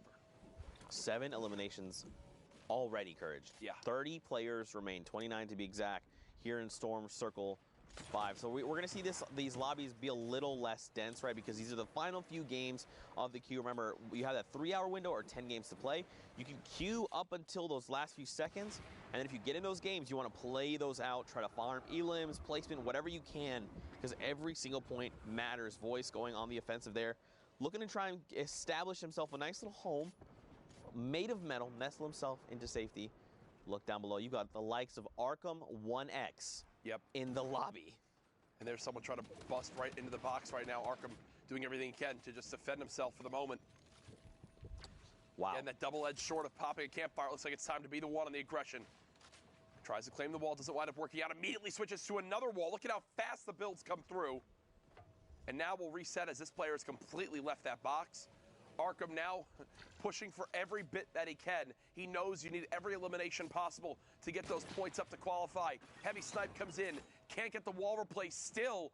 So whoever he's facing here doing a great job of stalling, hoping that Arkham just gives it up, and it looks like for the moment that's exactly what's going to happen. So much control coming out of Arkham. Tracking is immaculate. Look at this. He finally closes in on the Penguin. The same guy. Yep, that was the same guy. It was? He tracked him the entire time. No, I think he's down to the left. No, is that not him? Is that not Pinguino? That's the was person. him. Down here, that's the guy. No, it was Pinguino. It was Pinguino. I'm pretty sure. You might be right. Anyway, top 25. He is in there now. He's done it. He's done it. Man, 10 elims over on Arkham, though. And look, he's got builds for days. Double Shadow Bombs, 5 campfires. 5. Yeah. Hey, if he goes to a late game heal off, he won't lose. I'll tell you that right now. Drop 4 all around, you would sit in the middle. Drop 4, and I think you just dance. You just dance. I feel like that's the appropriate thing to do there. Yeah. And now look, we're moving over the lava. And you know what that means? Hot feet for everyone that touches lava. That they don't want to do that. Nope. They're going to want to make sure to use those materials, build out over the lava, so you do not have to try it. Now, I personally, I love using lava. It only does a single point of damage, sends you forward, a little bit of control chaos. Now this player is going to get built on. He's going to be in the baller. The baller's going to get cracked. Look, they try to disengage. Arkham is just W-keying every opportunity that he can right now. 11 eliminations, looking to get every point possible. Picks up 2 rifts and soars to the sky. Arkham in a fantastic position to keep raking in these points this game. Look at this, every box. He is challenging every box he sees, Zeke. He wants points. He is so hungry. The fish out of water. The lava has been chumped. He is looking to find more and more eliminations. Noli here from KNG. Unfortunately going to meet his end there at the hands of Arkham 1X. 12 eliminations, Courage. 12. Now he's going to use... it's unbelievable. Look at this. He's going to let someone else. This is the confidence you love to see in a player. Heavy Snipe can't get into the box, but either way, high ground taken from Arkham. And still with materials for days, 16 players left. 2 more placement points about to be earned if he can live through to the top 15. Broke 1 player's shields, who's dropping all the way down. More challenging. He's going to continue to focus the right way, not tunnel visioning on those eliminations below. That's Instead, literally what I was going to keeping say. the focus on the people up top who are the greater threat at taking his high ground. And now look at how high up he is. Look down below, though, Vinny. He's kind of, depending on where we go, if this continues to move, he's in a really tough spot. He's got to try and get himself up. Or, okay, this is actually moving, going to hug this little edge. He's just going to just roll his way down below. Look at this. There's not a lot of builds left. Completely snaking this. But, yeah, 10 builds. Well, okay. All right, and 15. Enjoy. Arkham actually wound up using the final rift right there that he had, so really wanting to ensure he doesn't waste a ton of materials, says, I'll just rift and retake high ground again, because that's the mindset that I'm on right now.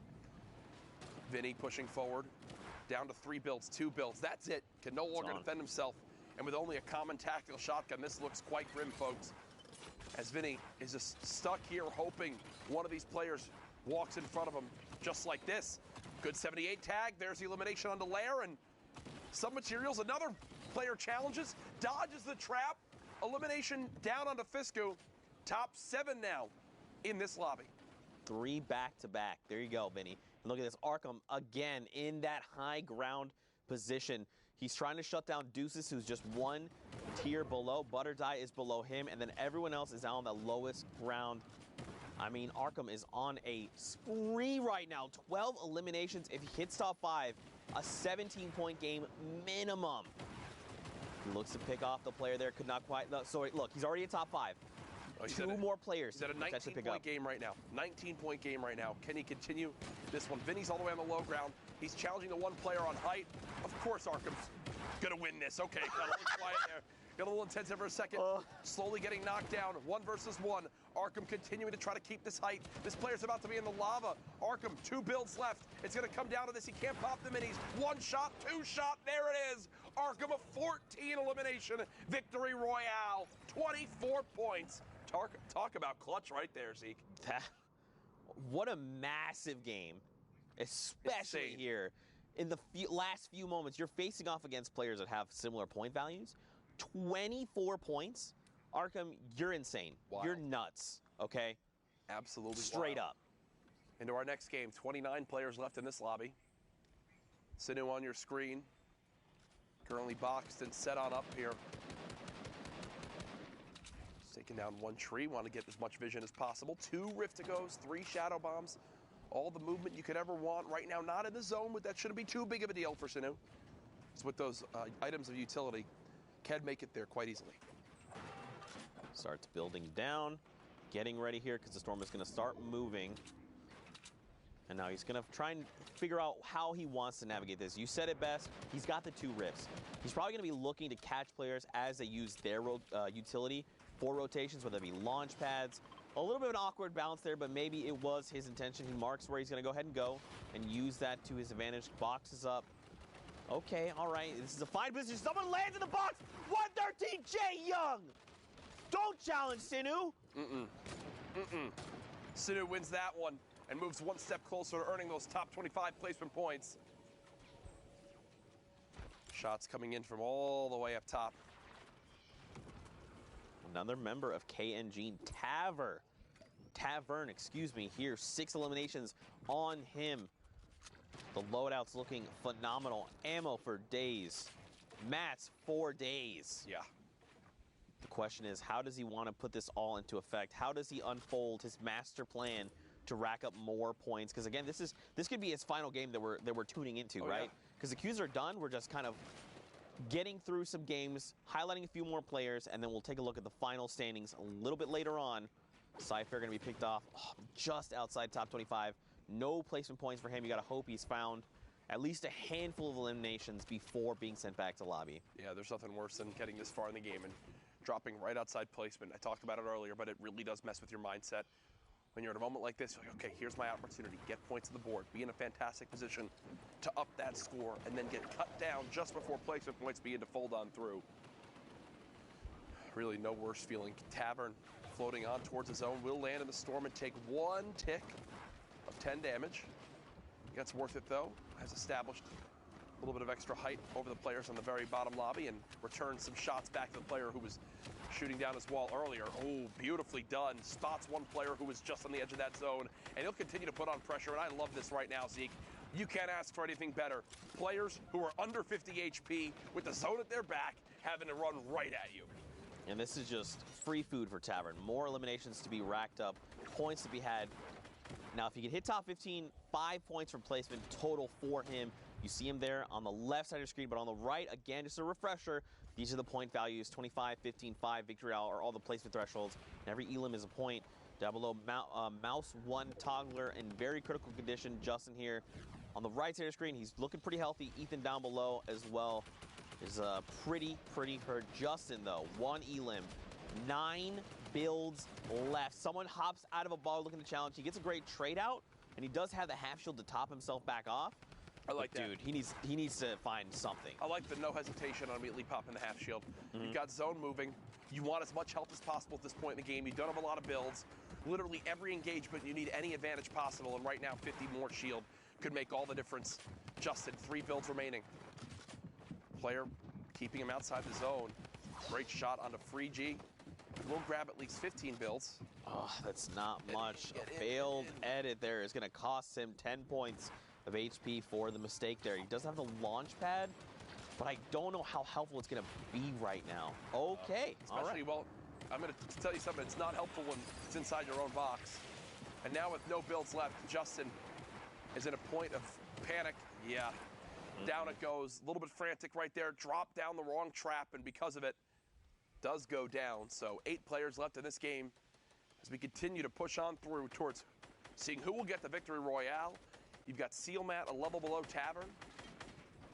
Tavern now beginning to put pressure on. And we'll drop the player down lower. Smart play, keeps high ground, much more safe. Less of an opportunity of someone challenging.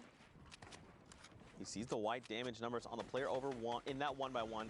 More damage numbers. Those are blue, so remember those are shield damage numbers. Gonna start to drop back down. This is good. Rejoin everyone else down below playing Fortnite. Now, where is this player? He's hunting them down, Perch. He's still hungry. Yeah. He's on the 8 elims. You got to think he's trying to break that double digits. I'm wondering if he's worried about this. This build above. Someone did just land on height. That's what I was questioning for a second. Does get challenged, but it's Sinew, and Tavern gets the better of him right there. I thought that was going to spell disaster for Tavern, but it does not. And now we're down to our top 3. Hellboy, Seal Mat, and Tavern fighting for the top spot. And someone like Seal Mat's been in these positions, right? He's made it into your top 3 several times. He knows how to battle this out immediately. Look at that. Shuts down Hellboy in the 1v1. Now, Tavern standing between him and the 3 extra points from the victory royale. Tavern in the right side of your top right. Seal Mat in the bottom right there. Now, if Tavern picks this up, this is a 20-point game for him. If Matt picks it up, it's a 16-point game. And it's Seal Mat who's going to take the game away. Again, Seal Mat's been in these positions before. He knows exactly how to capitalize and how to shut other players down. And with how quick that player left, I assume they're trying to rush back into hop back into queue before that. Because remember, we are looking back about 10-15 minutes ago to where these last games were starting. Probably trying to frantically hop on in. 37 players left in this one. Again, we will have your final placings and the standings here after these last couple games. We'll show you every single person who qualified across the world for the solos competition. Now that we'll know every single one of the 100 players. It's incredible to think about, Zeke. We've made it here. Lupa put it best. The last 2.5 months have led to this point. That's right, man. 2 spots in NA West, and man, just to think about it, you know, so many players have worked so hard. They've continued to grow over the course of the current 9 weeks. When we do hit that final week of duos, it will be 10 weeks. Just to see everyone grow, improve, level up, it's been a journey, you know. And I think at the end of the day, that's something to look back on and say, you know what, I'm nasty now. I'm nasty now. My gameplay is soggy.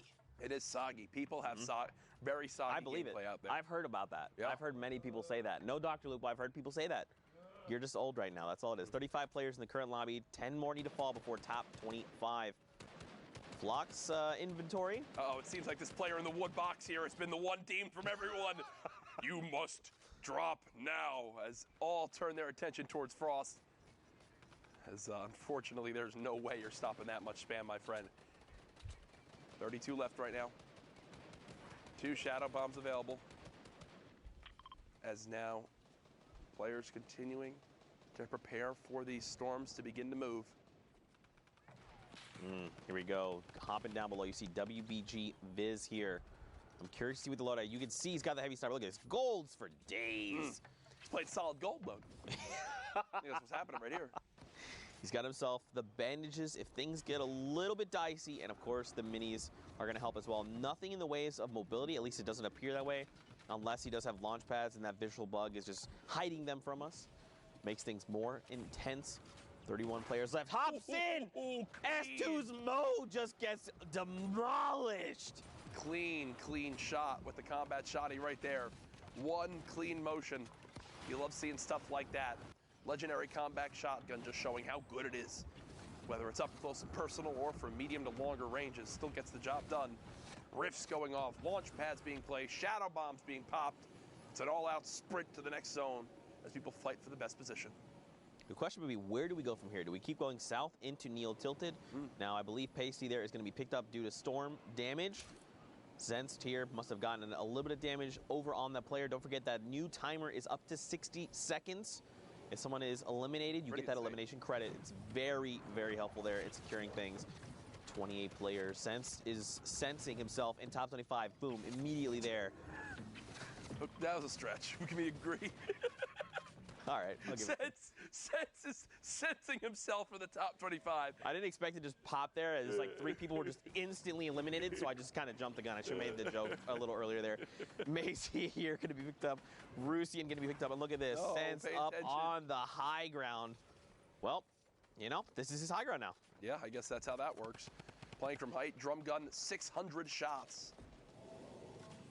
Wow. On the high ground. You know, the shotgun ammo, it's a little sparse right now. 25, it's enough to get the job done, but he can't spend too many, you know, if players are rifting up the sky, he can't send extra out. On height at this point is actually where you'd go through the majority of your shotgun ammo, so I completely agree.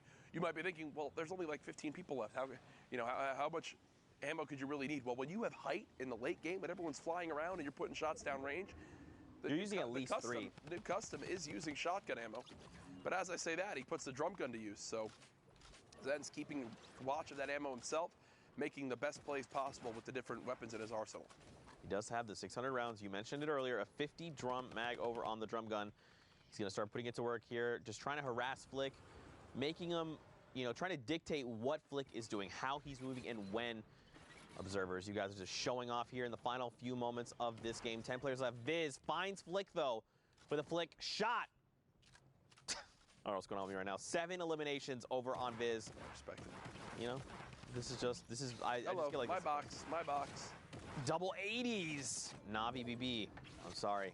It's going to be back to lobby for you, BB. Maxed out brick from that, too. So back up to over 50 builds.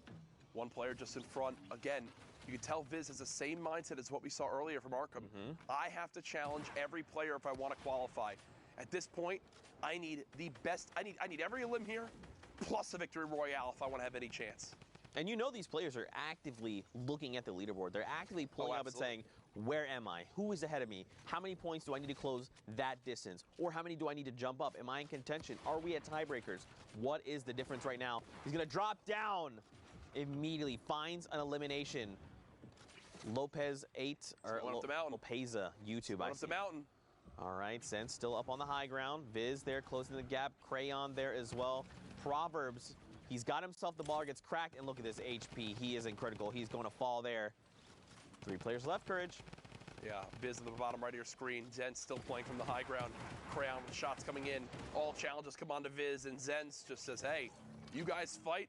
I'll come clean up whoever's left, and that's exactly what happens.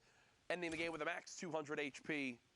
Brilliantly done right there from Zen's. Keeping the height and dropping in when the time comes. Doesn't get much better than that as we prepare for our next game. Zeke, I think we're coming down towards the end here. Are you going to shed a tear?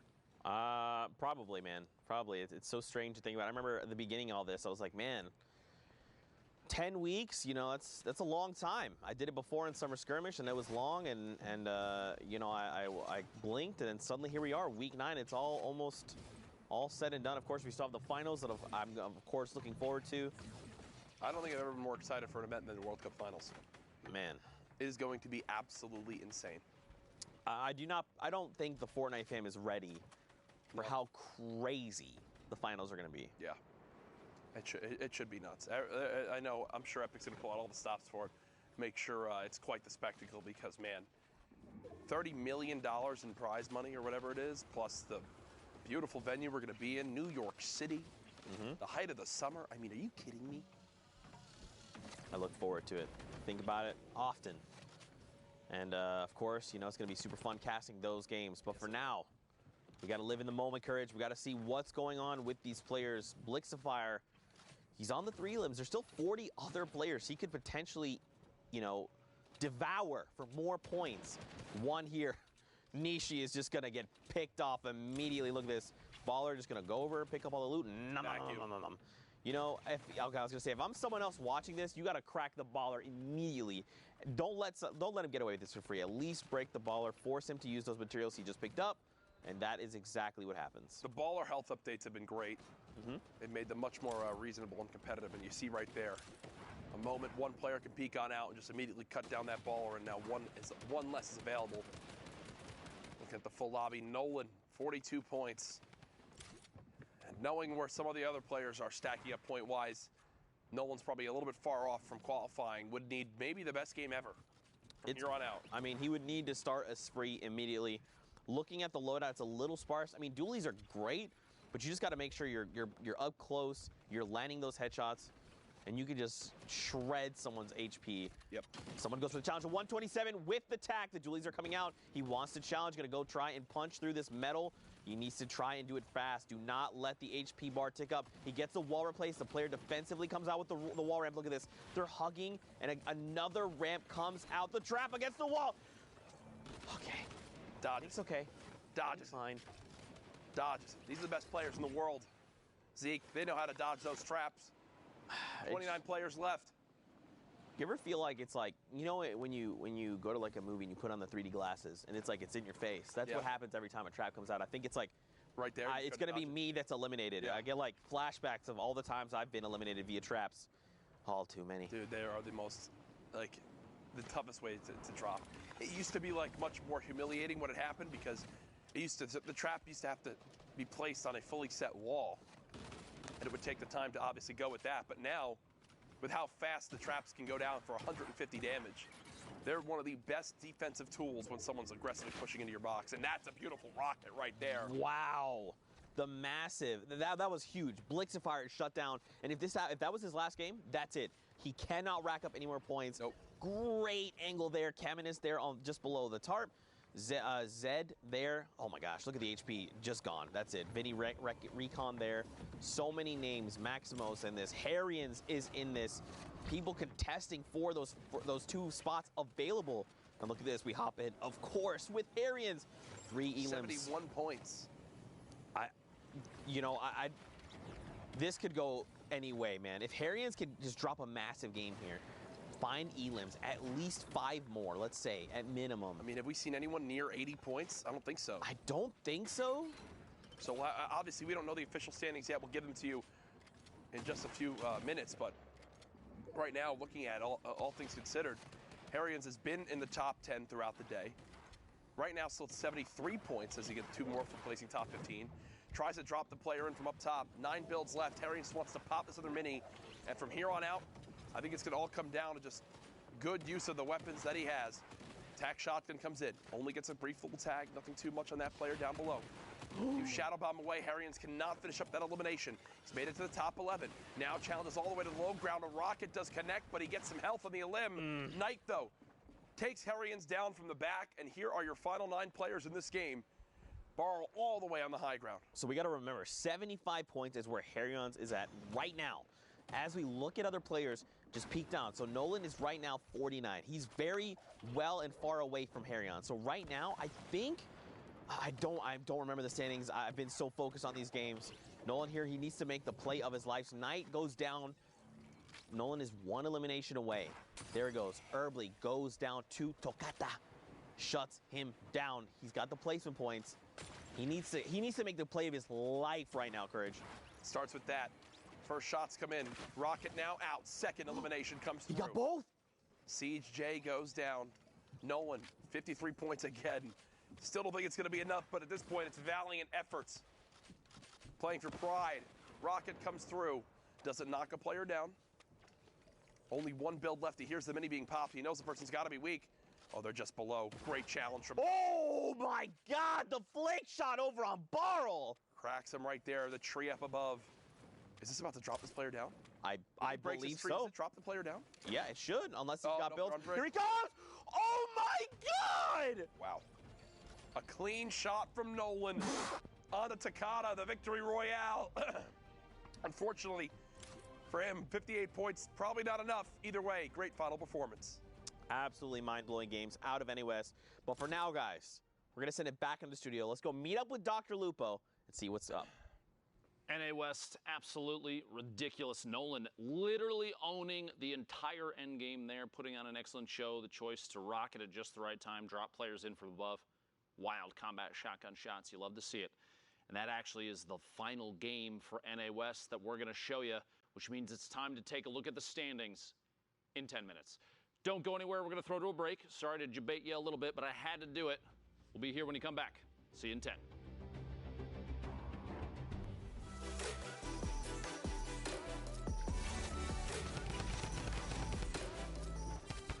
What's up, Fortnite fam? Sundown here, and today we're going to cover some of the basic terminology you should know when watching competitive Fortnite. If you're familiar with high-level gameplay, these should be commonplace and a nice little refresher. If you're a little newer, buckle in, because you're about to learn up. Rotations. A rotation is the path a player or team takes to get from their current location to the next safe zone. Rotations cover not only the direction the players choose to path, but also the method they use to get there. A lot of different forms of utility enable rotations, including vehicles, rift-to-goes, building, shadow bombs, and glider redeploy. A player's ability to rotate effectively is key because this determines what type of engagements they'll be facing and whether or not they're at an advantage or disadvantage. Gatekeeping. Gatekeeping is when a player who is secure inside the safe zone puts pressure on an opponent who is forced to rotate because of the storm closing in on them. The gatekeeper is able to get uncontested shots onto the opponent, as they are forced to move due to not wanting to take damage from the storm. You will see a lot of top players utilize this in order to create opportunities to get eliminations and points. High ground advantage. High ground advantage is when you have a height advantage over your opponent and are looking down on them. Having the high ground enables you to have more access to information and easier ability to take and hit shots. You will frequently see players battling for high ground in all stages of the game, but in particular during the late game. The ultimate high ground is generally the player or team who controls the highest level during the final circles, and they have a number of advantages. They are typically the least threatened, can decide when to drop down and start taking fights, and also have great angles to punish opponents with AoE weapons or rifle fire. Low ground warrior. The next term is the opposite of the high ground. The low ground warrior is the player looking to sweep along the ground floor, taking close quarter combat fights and forcing opponents to make the first move. This can also be efficient because it often doesn't require as many materials or as much of a risk to gain control of, but can also lead to being in a lot more chaotic of an environment. Backside of the storm. Speaking of chaotic environments, our next term is possibly the most perfect embodiment of this. The backside of the storm is when the safe zone is closing in towards a new one and the players are clustered in towards one edge. Generally, it is very high density of competitors, and you will find a lot of interactions, engagements, disengagements, and eliminations occurring at this point, particularly for those low ground warriors we just talked about. 1x1s. 1x1s are the most basic proponent of building in competitive Fortnite. This is when a player boxes themselves in using their own builds, making them safe from outside fire. This technique can be expanded on to allow for players to take control of a space around them, but it all starts with the 4 walls around you, then a floor plus ceiling that each have a pyramid on them.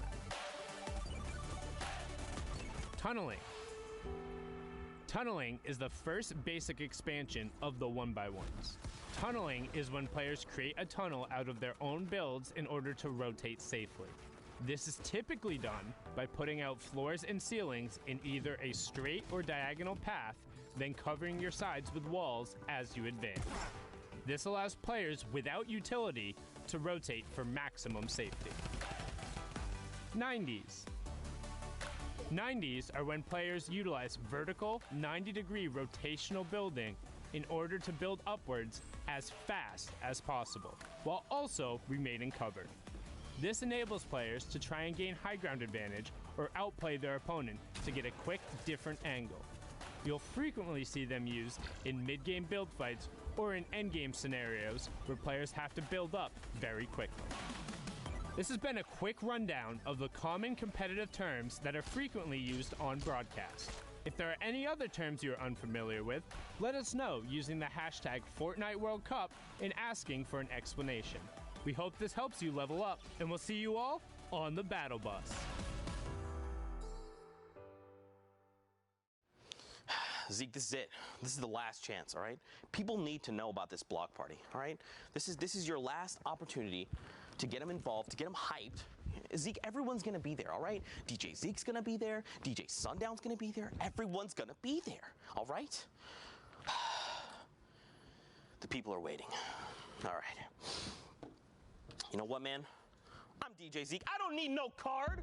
But what you need to do is buy your tickets to the block party. Tickets are only $35, Fortnite fam. Listen, all right, June 15th, 16th at the LA Forum. Day 1, Creative Showdown. Listen, all right, Team Evolve built an incredible map. Spoiler alert, it's dope.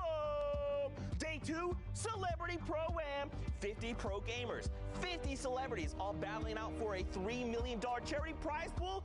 What more do you want? What more do you need? Fortnite fam, you need to be there because we are ready to party with you. Bam!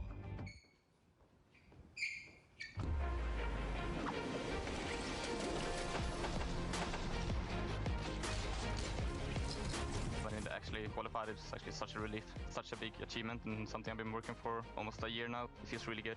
I think it's one of my biggest accomplishments. It's just a massive, massive pool of people. You need to be so incredibly proud of your son being one of the best, one of the best solo Fortnite players in the world. It's still hitting me like slowly. I was literally just laughing. Like, I was laughing so much. Wow, I won $50,000 guaranteed, and I'm going to New York. Yeah, gonna keep 50,000. Oh, there you go. As a kid, this is basically all you dream of. The hype's really real. It's a game I can compete in, and I think that's why I have so much fun in it. Oh my God! Oh my goodness! What a play! I'm incredibly grateful for Fortnite for giving me the opportunity to just pursue gaming and how many friends I've made through this game. Thank you for everyone who believed in me, because I honestly didn't really believe in myself. It's gonna be so fun. I love it. It's awesome. Thanks, Fortnite.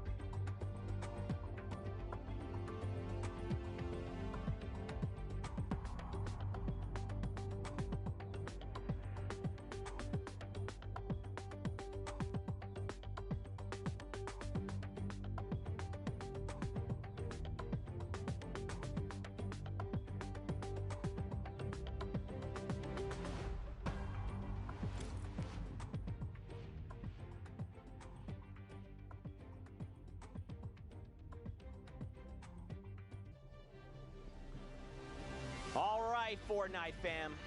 This is it.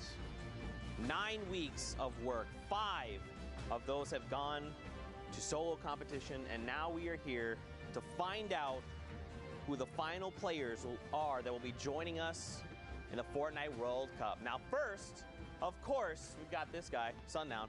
But so I was going to say, first, you guys have been super excited on social media.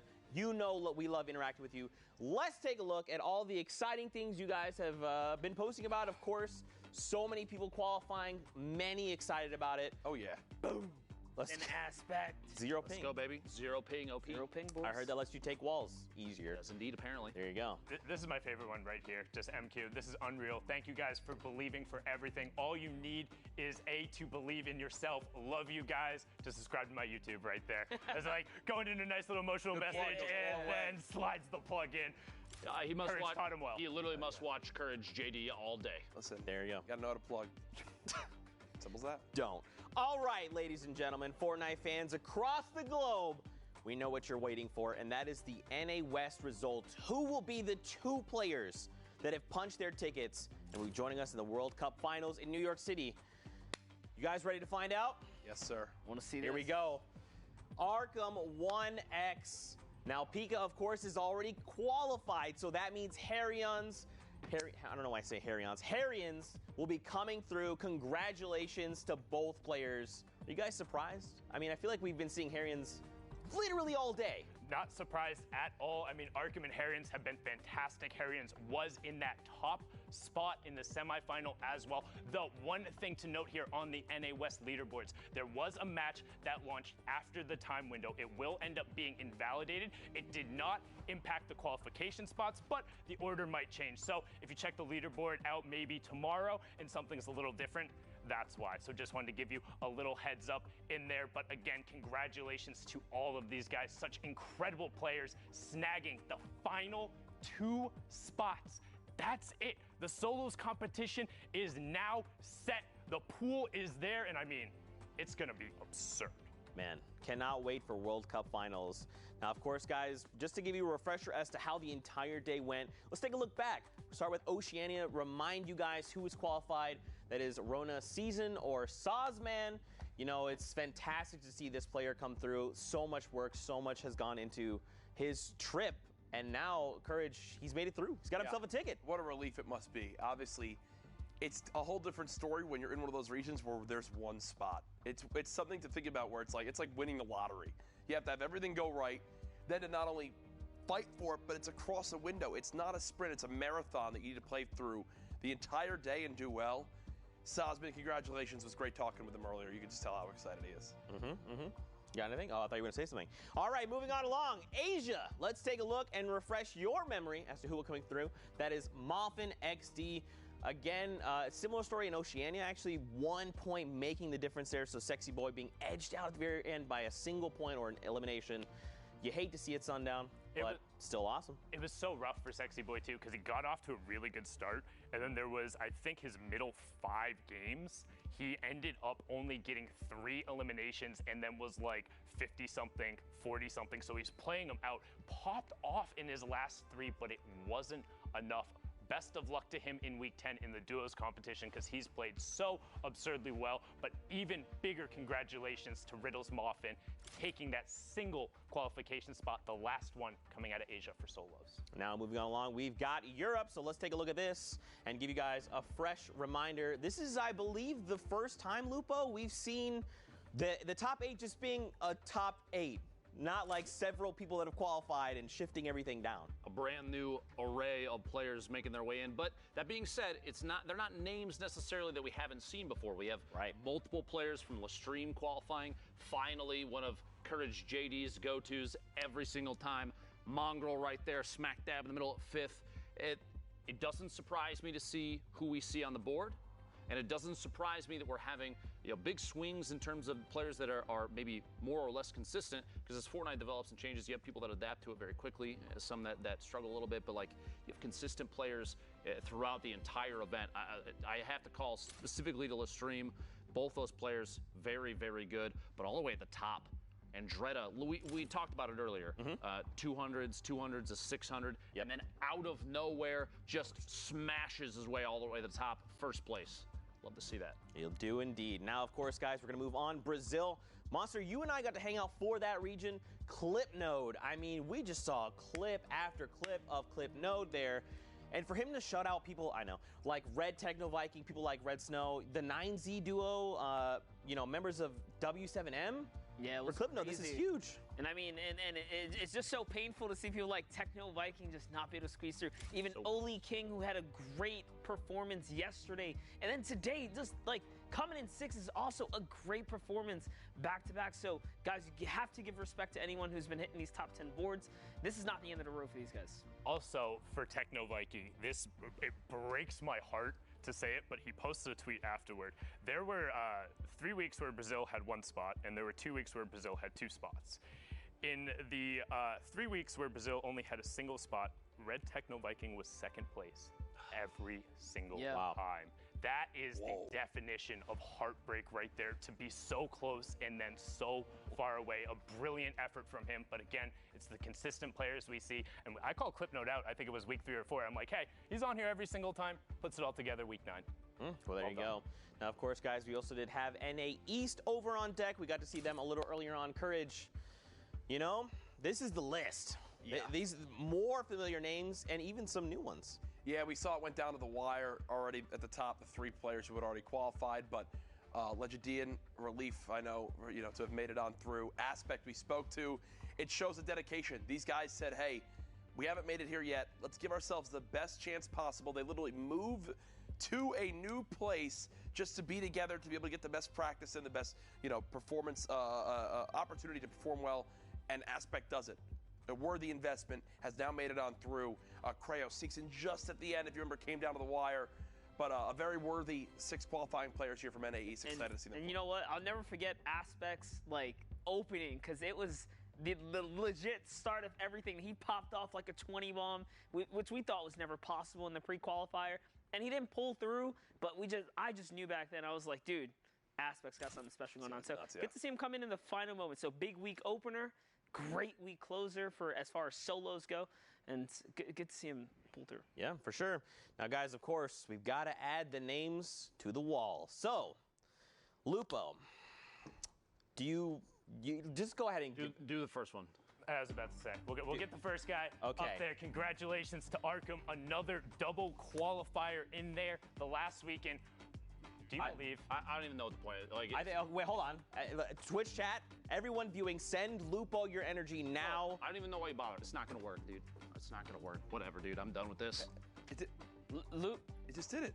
All right, well, guess we lost Lupo there. He gained the magic touch, but just walked off the stage. Harrians in that final spot. These are your last 19 qualifiers for the solo qualification, and what better way to close the show and close the solo qualifiers than talking to the man himself who was in that last spot. Harrians, you there, man? Yeah, what's up? Hey, how you doing? What up? So, amazing. I'll ask you the stereotypical first question. You got out of the game, you checked the leaderboard, all was said and done. What was the first thing you did? I joined my friend group's Discord, and I was just kind of freaking out a little bit. I don't know what to say. Well, I mean, freaking out is definitely the appropriate response. So after big semifinals yesterday, I saw you kind of VOD review, go through your stuff. Did you kind of feel it today? Did you know you were going through? Because we've seen you in the competitive scene all the time, but kind of in the World Cup qualifiers, you've been just outside the top and pressing towards it. What was the difference today? Today, I would just say I played really consistent. I got into my late games. I was able to get early rotations and get picks on backside of zone, and eventually just played that consistently all the way through. You were consistent indeed. The point total saw it. And I mean, your gameplay really speaks to just the decision-making process. So what's kind of going through your mind when you're in those tense situations? Were you thinking about the qualification spot, or is it just all about know your practice, do your drills, get yourself to the right spot? I mean, I knew what I had to do. I had like 4 shadow bombs in my last game, so I knew I could at least make it through 2 moving zones, maybe even 3 if I used them right. And I knew that I went into that game with like 66 points. I knew if I picked up like around another 10, 8, 10, somewhere in there, I would definitely have a good shot. I got a question for you now, Harrians. I mean, it felt like every time we tune into you, man, you're just slaying left and right. It was like you were a walking montage. What has practice been like for you? Because today was your day. You put everything together, and it was unbelievable.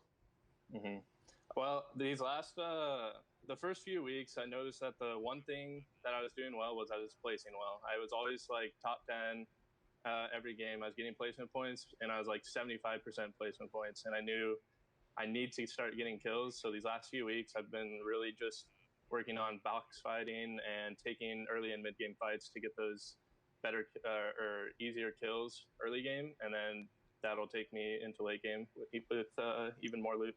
Yeah, awesome. Well, Harrians, massive congrats. Thank you for taking time to talk with us. We want to give you the floor now just to plug your social, send thanks to whoever. Floor is yours, my friend. Twitch.tv/Harrions. That's all. There you go. Wait, is it Harrians or Harryons? Harryons. Oh, I was unintentionally right. Thank you so much. We'll see you in New York City, where we will get a slice of pizza. Awesome. All right, Harrians, thank you so much. That was Harrians. Massive congrats. Unintentionally right is the only right you ever are. Okay. All right. Can't make it through an entire show. All right. Well, Fortnite fam, again, that is it. We know the 100 players that are going through to the finals, and I think the only fitting way, of course, is to run through all of them together. Have to do it. We have to do it. So I think we should go ahead and do that. You guys can kind of literally told us we have to do it. Yeah. Well, there you go. Yeah. You ruined the magic. Here you go. Here it is. Taking a look at this. I mean, and Sundown, we'll start with you. And we'll kind of go around. Give me 2 players, just out the gate. Right off the bat, Prisionero, and I'll take the easy one, Dubs. Dubs. The Spanish player, and then the young sensation out of the East. All right, Dr. Courage, you want to go? That week 1 is stacked for NA, especially. It's crazy. Week 3, looking at it as well. Top Banny, someone that was always there. How do you not point out Tifu? Also, Dementos, that duo partner originally of Mongrel. Now they're qualifying in week 3. Very talented players. Monster? Let's take a look here. NRG ZT, veteran on the scene, has been putting in good work, and just if I had to choose another shout out, why not give it to Buck, who had one of the most emotional videos, even brought me to a couple tears, man. Shout out to Buck, dude. Finally, Lupo. Honestly, the first spot I go to, the players from Brazil have always put on an excellent show. So anytime you have a chance, like Nix, anybody like that shows up on the board, I love that. South America coming in big. Yeah. I love to see it. Yeah, for sure. And of course, the final week, these are the 19 that are joining us in the Fortnite World Cup Finals. We have our 100. Fortnite fam, be hyped. Send them all some love. Take time to just find their socials, find their content, send them all the love in the world. And I think the last thing I want to do before we go ahead and head out, Sundown kind of talked about this a little bit earlier on. And, obviously we want to celebrate everyone that's qualified. It means the world to them. But if you made it to finals, the top 3,000 players, and you didn't qualify, keep your head up. I know it's very easy to get down. I know.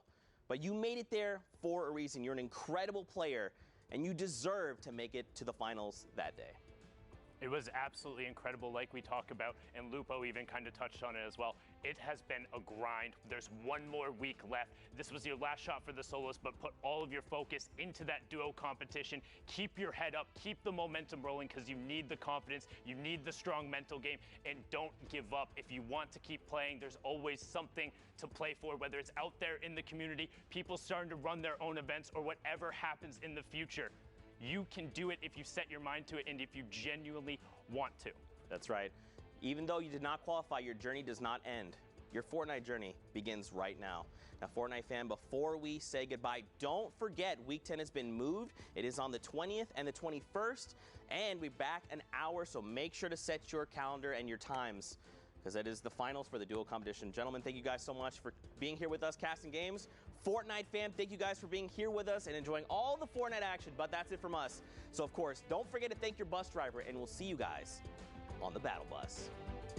We are getting ready, guys. The final opportunity for a lot of these players to qualify. Use the RPG to drop down Clarity. Clarity has zone position, gets the first shot, and Casker finds it! Knocks the one player down to the box. Shotgun comes through. Dropping down inside, shots back behind. The quick Okay, and the flip. let's go, Are Marvin. you kidding me? Arkham here. The lowest HP, the Rocket gonna come in and protect himself. He's in the zone, he's Oh got my it. God! He got it!